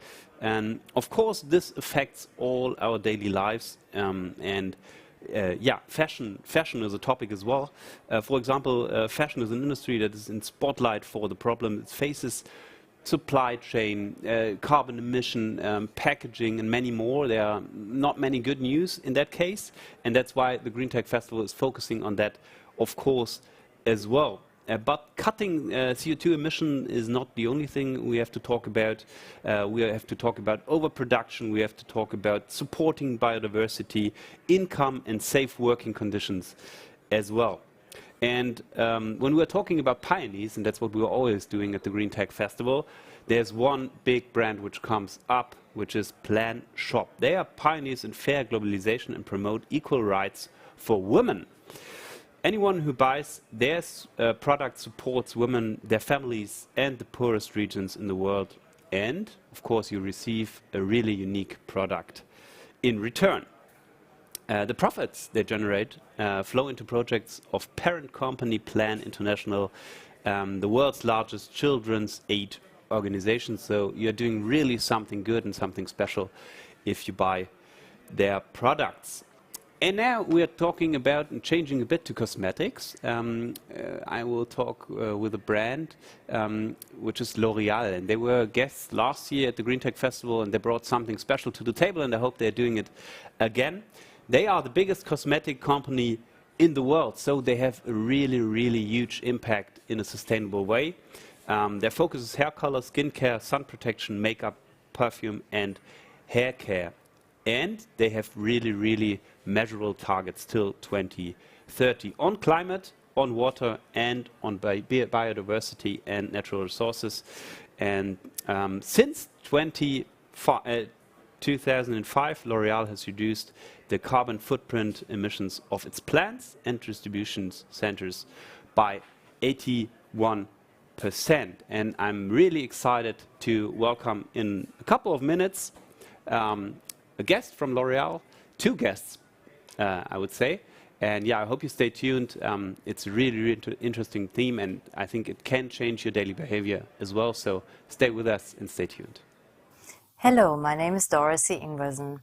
I'm the CEO of Plan Shop, and I would like to introduce the Plan Shop to you. One could say Plan Shop is a rather unusual company. On the one hand, we are a typical online shop selling fashion, jewelry, and other things. Like other companies, we source our products from all over the world.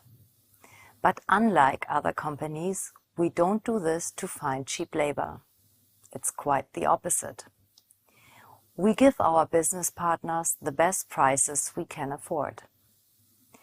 Does this unusual business practice, giving away as much as possible, make Plan Shop a charity? No. Our mother company, Plan International, is a charity, an NGO. So Plan International is a children's charity. But Plan Shop is a business, just a different kind of business. Our mission is to create livelihoods for disadvantaged people, to give them the chance to participate in fair globalization. And we do this by finding manufacturers around the globe who also have a social purpose. Our focus is on empowering women. Let me show you some examples. The clothing you see is made by Donk, a cooperative in Rajasthan, India. The great thing about this project is that they not only make stylish clothing we can sell easily. The project also provides many women and their families with sustainable income and social benefits. And there is even more positive impact. Donk uses some of its profits to preserve the local tiger population. This project is empowering women and natural reserve. Impressive, isn't it? Or take Mahela in Nepal. This social company was founded to give women who suffer from abuse a new life. They also have an orphanage. Again, the good prices we pay make good salaries, housing and education for the kids possible. Our customers get shawls of excellent quality in return. And these are just two examples of the many social-minded business partners we have. I just said we are a business, not a charity. If you talk about business, the big question is, does this pay off? I can give you an honest answer to this. Yes. Yes, it does pay off, being a new kind of company that believes in supporting people, not exploiting them. And the reason for that is that we are competitive. If you compare our prices with the competition, you will find they are pretty low for the quality we offer. How so? The trick is to cut everything out that chips away money without having a positive impact. For instance, you don't need middlemen if you can talk to the women who make your products directly. You don't need a fancy and expensive marketing campaign when you can get your message across with word of mouth and social media. Most importantly, we do what more and more people want. Fair trade that supports women and fosters equality. A new social sort of globalization that closes gaps between societies instead of creating them. Or to put it short, we trade for peace. And that is something that is absolutely in need in times like this. And we really appreciate partnerships with people and organizations that think and act like us.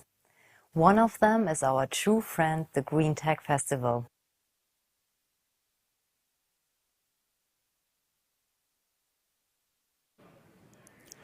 The GreenTech Festival is all about cooperation, network, and meeting different like-minded people. And we have, of course, startups, but we have also the biggest corporates in the world. And now I'm with the biggest cosmetic brand in the world, which is L'Oreal. And I'm really excited to welcome you, Stefan Geister, Director, Communications and Engagement, L'Oreal Austria and Germany. Thanks a lot for joining us. And a special guest with you brought, is Martin Stefan, Deputy CEO of Carbios, and you will let me know and our guests and watchers know why you brought him today. That's super interesting story.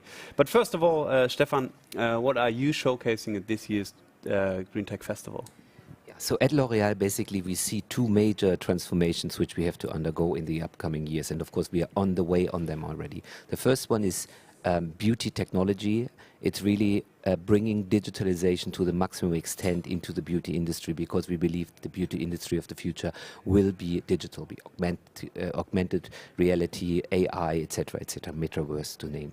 The second big transformation is, of course, the sustainability transformation. And of course, since 2020, we have a new program for sustainability called L'Oreal for the Future. And in L'Oreal for the Future, we don't only look to our transformation, but really for the transformation of the entire ecosystem. Is it the value chain, and is it also the consumer? So having clear commitments on sustainability and of course on beauty tech, of course there's an overlap, because we take it tech for good, and therefore we are here at GreenTech Festival. Now,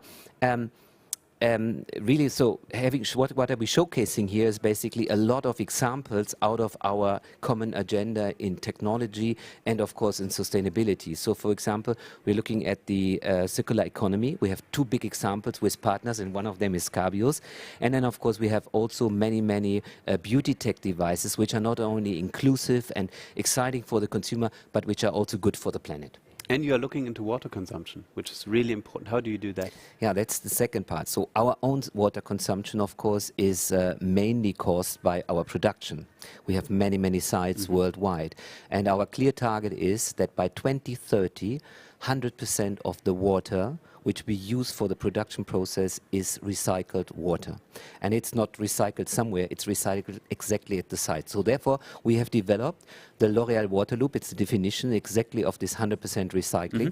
And we have this with another partner, which is called Pico from Italy. And we have already 4 factories existing. And Karlsruhe, our big plant for Europe, will be the 5th factory, and in this factory, once again, we will recycle 100% of our production water. Wow, recycled water, it's the first time actually I hear that. Yeah, and you know that there would be factories who would need it. Karlsruhe still has some water, for sure, but there are areas even in Germany where really this is a big topic. Yeah. So 100% of all factories worldwide will have this technology by 2030. Recycled water is one topic. A really important one in cosmetics is packaging. What do you do in that case, and what are your initiatives in that direction? So our commitment within the L'Oreal for the Future is program is by 2030 we have no virgin plastic anymore. We don't use virgin plastic anymore. And that's only possible if you work in different fields and different areas. And of course, these fields are like refill, reuse, or recharge, but definitely also recycling. But of course, the recycling system which is existing today is not good enough. Therefore, we need innovation in the area of recycling, because we need very good material, we need very good packaging. And therefore, we have found basically a partner we partner with, which is Cabios, and I think Martin can explain much better than me what this great innovation is all about. So you are working together since when? Since 2017. 2017. That's quite a lot. What are you doing at Cabios?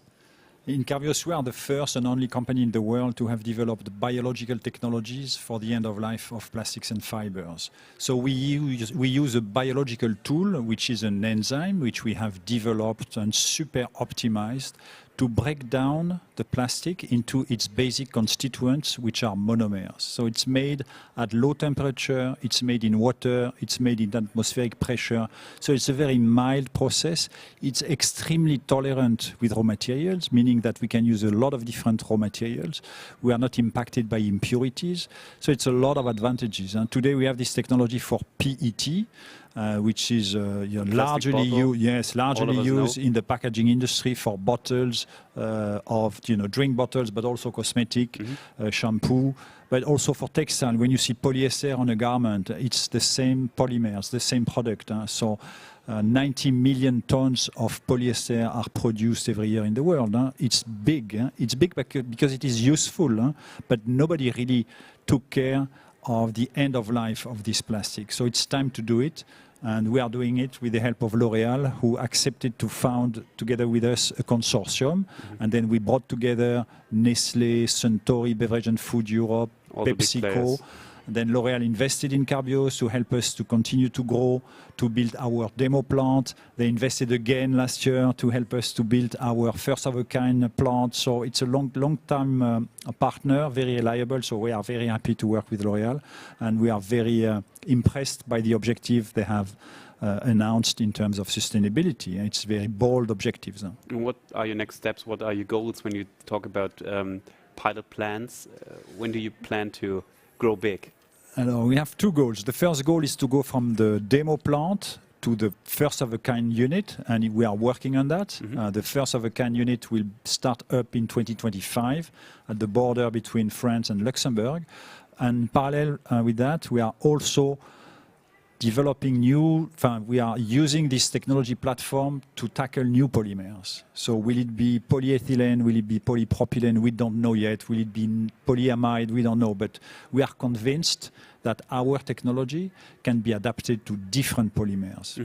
But we will need time, we'll need money to reach that goal, but that's the goal we have. So we continue on PET, but in parallel, we develop new technologies for other polymers. And there's a lot of science behind that, and that takes time. Yes, right? And we are really at the border between biology and plastics, and nobody did it before because the big biology guys, they were focusing on biology. The big plastics people, they were focusing on plastics, but nobody was really at the edge of those 2 sciences.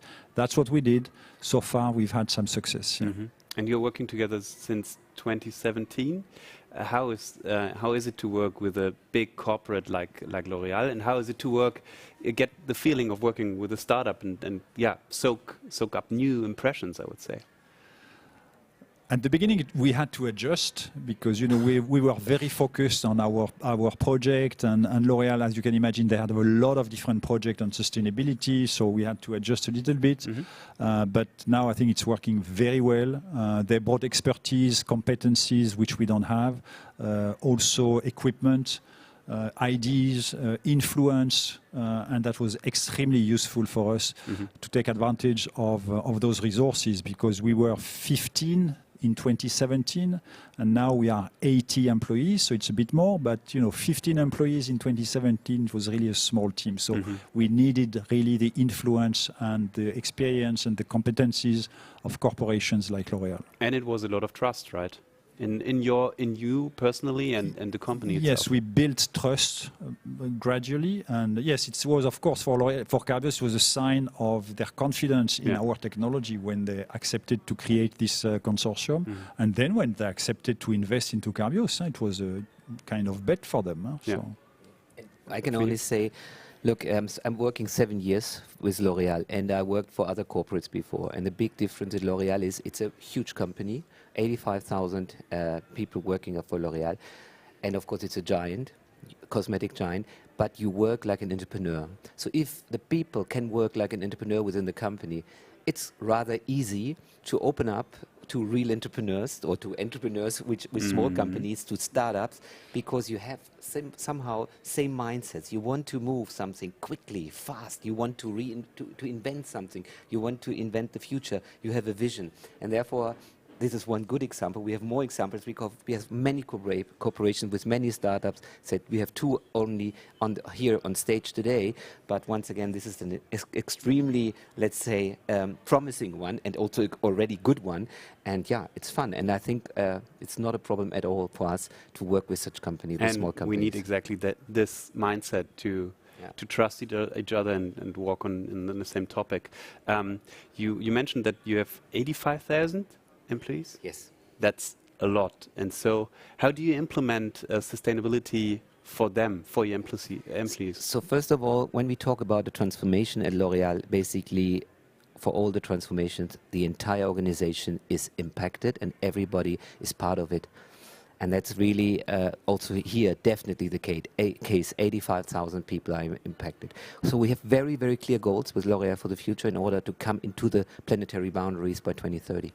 So these goals are all broken down into KPIs for the people, for all the relevant people who can influence them, and they are part of their short-term, mid-term, and long-term incentive. So we take it very serious. And then, of course, sustainability and all these targets, which are broken down to every country, to every unit, to every division, they are part of business reviews all the time. They're as important as the financial targets, like top-line growth and also profitability.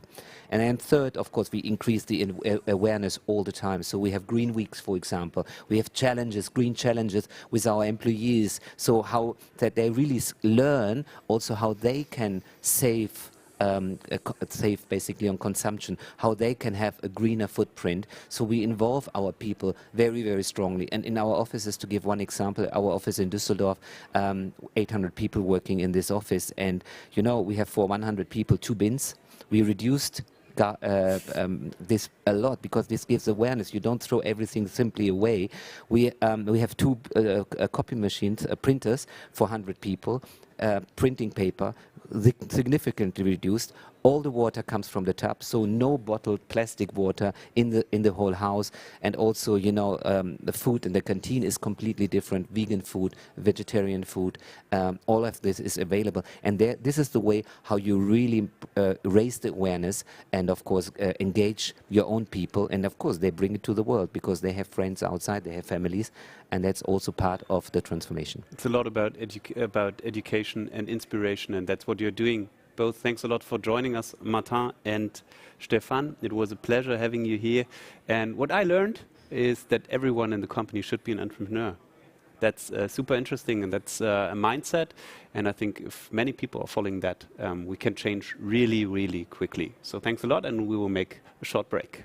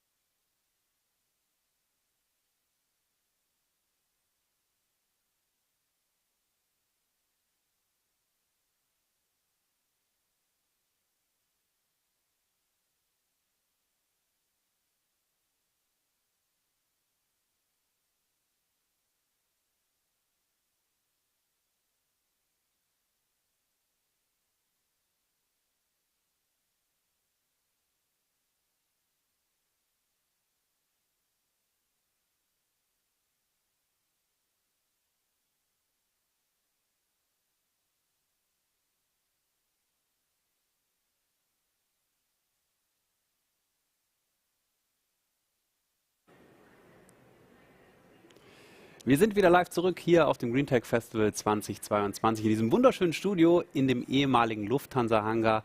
Und ein Thema, über das wir heute auch schon gesprochen haben, was essentiell ist für eine nachhaltige Zukunft, ist das Thema Mobilität. Und gerade in Deutschland ist die Deutsche Bahn da natürlich einer der Haupttreiber, sollte das sein und wird das auch weiterhin bleiben. Und ich freue mich sehr, Stefanie Berg, Vorstand Marketing, begrüßen zu dürfen bei mir von der Deutschen Bahn. Herzlich willkommen. Ja, vielen Dank. Frau Berg, beziehungsweise Stefanie, wir haben uns auf Du geeinigt. Danke übrigens. Was stellt die Deutsche Bahn auf dem GreenTech Festival dieses Jahr aus? Ja, der Schwerpunkt in diesem Jahr ist die grüne Reise mit dem Fernverkehr. Grün deshalb, weil wir eben mit 100% Ökostrom unterwegs sind, schon seit 2018. Das weiß immer noch nicht jeder. Aber da kann man sich wirklich grundweg gut fühlen, wenn man in den ICE oder IC einsteigt. Und wir zeigen aber, was wir darüber hinaus machen. Es soll ja nicht nur vernünftig sein, mit dem Zug zu fahren, sondern eben auch komfortabel. Insofern zeigen wir das neue Innendesign, wie es ab Ende nächsten Jahres aussehen wird. Hier in diesem Fall die erste Klasse. Aber wir haben auch viele andere Themen dabei auf unserem Stand rund um energieeffizientes Fahren, unsere Werke oder was sich in der grünen Bordgastronomie tut im Moment. Das energieeffiziente Fahren interessiert mich jetzt besonders. Was genau gibt es da zu sehen? Und wie gehen Sie das auch an? Ja, das ist sehr spannend. So ein Zug ist ja sehr schwer. Wenn der einmal ins Rollen gekommen ist, dann kann man tatsächlich die Erdanziehung nutzen und einfach den Berg runterrollen. Musste ich auch erstmal lernen, dass man das kann. Tatsächlich dann den Motor auszumachen, den Berg runterrollen. Und wenn man zum Beispiel eine Strecke nimmt wie Stuttgart-Mannheim, dann kann man schon 50 Kilometer vor Mannheim den Motor abstellen, die Energie zurücknehmen und einfach nur bis in den Bahnhof reinrollen. Das kann man mit dem Auto tatsächlich nicht. Ne? Bedeutet das, dass man jetzt oder dass Sie jetzt alle Strecken sich anschauen müssen als Unternehmung und genau diese Abschnitte dann auch identifizieren? Absolut. Und dann gibt es halt entsprechende Trainings für die Lokführer. Und am Stand kann man den entsprechenden Zugsimulator, wie man eben energiesparend fährt, ausprobieren. Das ist gar nicht so einfach tatsächlich. Glaube ich. Ja. Interessant. Sie haben gerade, oder du hast gerade angesprochen, dass 100% Ökostrom. Wie stellt man sowas sicher? Gerade jetzt in der interessanten Zeit. Ja, zum Glück haben wir langlaufende Verträge. Wir haben mit der DB Energie eine eigene Firma im Konzern, die den Strom für uns einkauft und eben auch langlaufende Verträge hat. Auch da musste ich lernen, als ich neu zur Bahn kam, wir nutzen seit 100 Jahren Ökostrom, nicht 100%, aber wir haben schon die ersten Wasserkraftwerke, die in den deutschen Flüssen installiert wurden, unterstützt und diesen Strom genutzt. Wie gesagt, jetzt zu 100% und neben der Wasserenergie nutzen wir ganz viel Windenergie, haben da auch jetzt gerade neue Verträge mit Windparks abgeschlossen, mit Solarparks. Also wir stellen wirklich sicher, dass es 100% Ökostrom ist. Ist ein bisschen teurer, aber das ist uns die Sache wert, weil es eine klare USP ist. Und Elektrifizierung ist auch ein wichtiges Stichwort, gerade der Oberleitung. Wie wird das denn sichergestellt, dass auch die Streckenabschnitte, die das nicht haben, auch grüner werden? Ja, in Deutschland haben wir tatsächlich das Problem, dass ja nicht alles elektrifiziert ist. Den Fernverkehr trifft das nicht ganz so arg. Die Hauptrouten sind es natürlich. Wir haben tatsächlich nur 4 Strecken, die nicht elektrifiziert sind, meist die touristischen. Der Hindenburgdamm nach Sylt ist es nicht, die Strecke nach Oberstdorf. Da fahren wir im Moment noch mit dem Diesel, aber sind dabei, das umzustellen, jetzt sukzessive auf Biokraftstoffe, im Wesentlichen aus Abfällen produziert, bei uns intern auch Frittenfett genannt. Und mit dem werden wir jetzt in Kürze starten mit der ersten Strecke und dann auch diese anderen Routen umstellen. Und dabei arbeiten wir dann natürlich eng im Konzern zusammen, weil da geht es auch um die Etablierung der Infrastruktur, der Betankungsanlagen. Und das machen wir dann im Schulterschluss zum Beispiel mit der DB Cargo. Und das ist für Sie mit dem Fokus auf Marketing natürlich auch spannend, weil die Strecken von vielen Leuten genutzt werden. Man kann gut Botschaften platzieren. Da hat die Deutsche Bahn ja auch, ich will jetzt nicht sagen einen Auftrag, aber einen Anspruch, das genau zu tun. Ja, absolut. Kann ich nur zustimmen. 50% der Speisen im Bordbistro und Restaurant sind bereits fleischlos. Ich fahre auch sehr viel Bahn. Mein Lieblingsessen, die Pasta mit Tomatensauce und Feta-Käse, glaube ich. Sensationell, jedes Mal. Ich kann den Linsensalat empfehlen. Der ist relativ neu. Auch gut. Gestern Morgen hatte ich das Porridge. Das ist zu viel Werbung jetzt. Schmeckt auf jeden Fall alles gut. Kann man ausprobieren. Was tun Sie in dem Bereich noch für Ressourcenschutz und Umweltschutz? Ja, du hast ja gerade gesagt, die Hälfte ist jetzt entweder bio oder vegetarisch, vegan. Kommt sehr gut an. Also damit sind wir wirklich auch natürlich einem Trend entgegengekommen, aber nicht 100% unserer Fahrgäste mögen das. Insofern wird es natürlich immer eine Mischung bleiben, die sich am Geschmack unserer Kunden orientiert. Aber wir schauen uns wirklich Stück für Stück an, was wir noch machen können. Wir haben den Haferdrink als Alternative zur Milch für den Kaffee. Wir haben Share-Wasser, womit wir dann halt eben auch die Brunnenbauprojekte in Afrika kofinanzieren quasi. Und da schauen wir jetzt immer weiter. Und mir ist eben auch wichtig, dass wir auf das Thema Waste schauen, dass wirklich nichts weggeworfen wird. Insofern am Abend wird dann immer alles an die Tafeln gespendet, was nicht mehr verwendet werden kann. Da geht es auch darum, natürlich Ressourcen zu schonen, Verbrauch zu reduzieren. Gibt es da noch weitere Ansätze? Ja gut, das Thema Mehrweg ist jetzt natürlich ein großes, damit beschäftigen wir uns im Moment intensiv. Das kann man sich vorstellen, ist in einem Zug auch nicht so ganz einfach, das zu lösen. Gerade mit Corona auch. Mit Corona, aber auch jetzt ja. natürlich auch die Frage des Platzes, die Größe der Spülmaschinen, oder kann man es auch mit rausnehmen und am Bahnhof abgeben? Ja, nein. Also da sind sehr viele Fragen zu klären. Wir beobachten im Moment intensiv, was am Markt passiert und werden da aber auch in Kürze mit Lösungen kommen. Aber da sieht man auch mal, wie komplex sowas ist. Es geht gerade bei Großunternehmen nicht so einfach, dass man einen Schalter umlegt und sagt, wir machen jetzt ein Mehrwegsystem, sondern spielen einfach ganz, ganz viele Faktoren mit rein. Ne? Das muss ja auch alles skalierbar sein. Es muss einigermaßen kosteneffizient am Ende des Tages sein, für die Menschen praktikabel. Also in der Tat geht das manchmal nicht von heute auf morgen. Und auf dem GreenTech Festival geht es ja viel um Inspiration, um sich gegenseitig Austausch, auch gerne mal aus Fehlern lernen, die andere vorher gemacht haben. Was erwartest du dir und wonach suchst du? Ja, also wir sind natürlich immer auf der Suche nach frischen Ideen. Deshalb, wir haben als DB eine eigene Firma, die heißt Mindbox, die sich damit auseinandersetzt, was passiert auf dem Startup-Markt. Da haben sich in den letzten Jahren 3.500 Firmen beworben, 200 wurden dann gefördert und es sind wirklich ganz bunte Projekte. Es sind Digitalisierungsprojekte, aber auch im Moment haben wir ein Startup dabei, das quasi recycelte Kleidung herstellt, made out of trash heißen die. Und da werden zum Beispiel Decken wieder in Kleidung verwandelt. Ne? Sehr schicke Jacken, wie ich finde. Also da gibt es ganz, ganz viel, was wir uns anschauen, aber wir sind breit unterwegs, auch in Sachen Partnering. Ja? Also eins meiner Lieblingsprojekte ist Fahrziel Natur. Kennt kaum jemand, aber ist tatsächlich eine Partnerschaft, die wir mit den Umweltorganisationen in Deutschland seit 20 Jahren haben, also BUND, NABU, wo wir einfach schauen, wie können wir den Freizeitbereich, die Urlaubsreise noch umweltfreundlicher gestalten. Ne? Weil viele Leute fahren ja doch am Ende mit dem Auto in Urlaub, weil man Gepäck dabei hat, weil man vor Ort mobil sein will, und Fahrziel Natur setzt sich damit auseinander, dass wir vor Ort Mobilität sicherstellen und mehr Leute dazu bringen, auch Urlaub und Freizeit mit der Bahn zu gestalten. Abschließend auch eine bisschen persönlichere Frage an dich. Die Nachrichten, also jetzt Erderwärmung, Korallensterben, diese ganzen Themen, Plastic Pollution, die uns ja tagtäglich begegnen. Wenn du auf dem GreenTech Festival bist, mit was für einem Gefühl gehst du hier durch? Bist du positiv?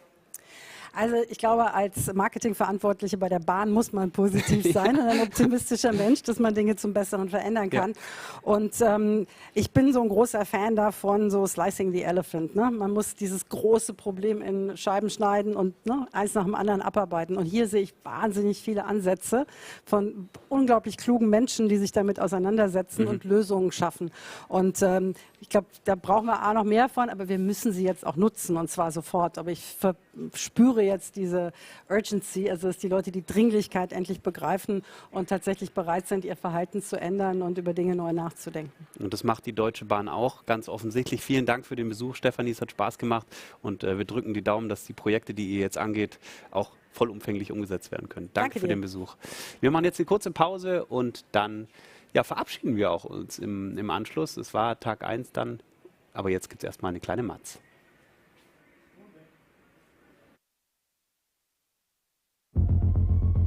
Sieben Milliarden Menschen leben heute schon auf unserem Planeten. 2050 sollen es 10 Milliarden sein. Und die große Herausforderung wird sein, wie ernähren wir all diese Menschen bei limitierten Ressourcen, Boden, Wasser und Energie. Schlüsselfaktoren dabei sind nicht nur die Erzeugung der Lebensmittel, sondern auch die Lagerung, Logistik und die Bereitstellung der Energie. Unsere bestehenden Systeme stehen aber immer wieder vor neuen Herausforderungen. Eine stabile, zukunftsfähige Lebensmittelproduktion muss also anders und nachhaltiger gedacht werden. Ein Baustein dabei ist das Vertical Farming und insbesondere mit LEDs als Horticulture LEDs. Als führender Hersteller elektronischer Bauelemente forschen wir, die Wirtelektronik ISOS, schon länger auf diesem Gebiet. Und zwar zusammen mit Biologen und Agrarexperten. Erforscht wird hier, wie die Wellenlänge das Wachstum der Pflanzen und die Inhaltsstoffe beeinflussen. Mit der Entwicklung von spezifischen Lichtrezepten gehen wir hier einen Schritt weiter. Und dabei geht es um etwas mehr als nur das Sonnenlicht zu kopieren. Durch das steuerbare Licht der LED lässt sich gezielt die Nährstoffaufnahme der Pflanze weiter optimieren. So können wir Lichtrezepte und Aktionsspektren für verschiedene Qualitätsparameter der Pflanze identifizieren. Was wird dadurch erreicht? Eine Verdopplung der Sekundärstoffe im Spinat nach nur 8 Tagen. Eine erhöhte Blüteninduktion bei Tomaten in den Wintermonaten bei gleichzeitiger Energieeinsparung. Mehr Kultivierungszyklen beim Basilikum durch dynamische Beleuchtung. Sowie eine deutliche Steigerung der Produktivität beim Vertical Farming. Dabei sparen LEDs Energie und in Verbindung mit dem Indoor Vertical Farming minimieren wir den Einsatz von Boden, Wasser, aber auch Pestiziden. Und durch die Produktion vor Ort wird durch den minimierten Transportmitteleinsatz auch noch weiteres CO2 eingespart. LED Horticulture ermöglicht somit den Anbau von Nutzpflanzen in den Städten. Aber am wichtigsten, am Ende sollen die Lebensmittel gesund, frisch und nahrhaft auf dem Teller sein. Genau dafür erforschen und entwickeln wir Lichtrezepte.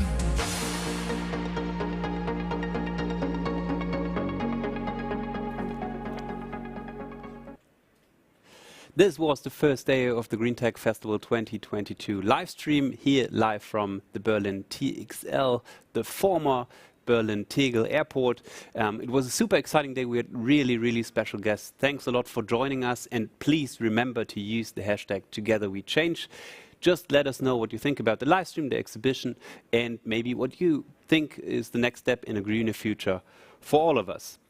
But we have to say we will come back tomorrow at 10 again, so please tune in. We have really exciting guests and themes to talk about. For example, Dr. Hauschka will be here, dance, Dresden Sommer, SAP, and many more. And the CEO of the GreenTech Festival, Judith Kühn-Geres, will have a special insight for you. So please join us tomorrow at 10 again, and see you soon. Thanks for joining us.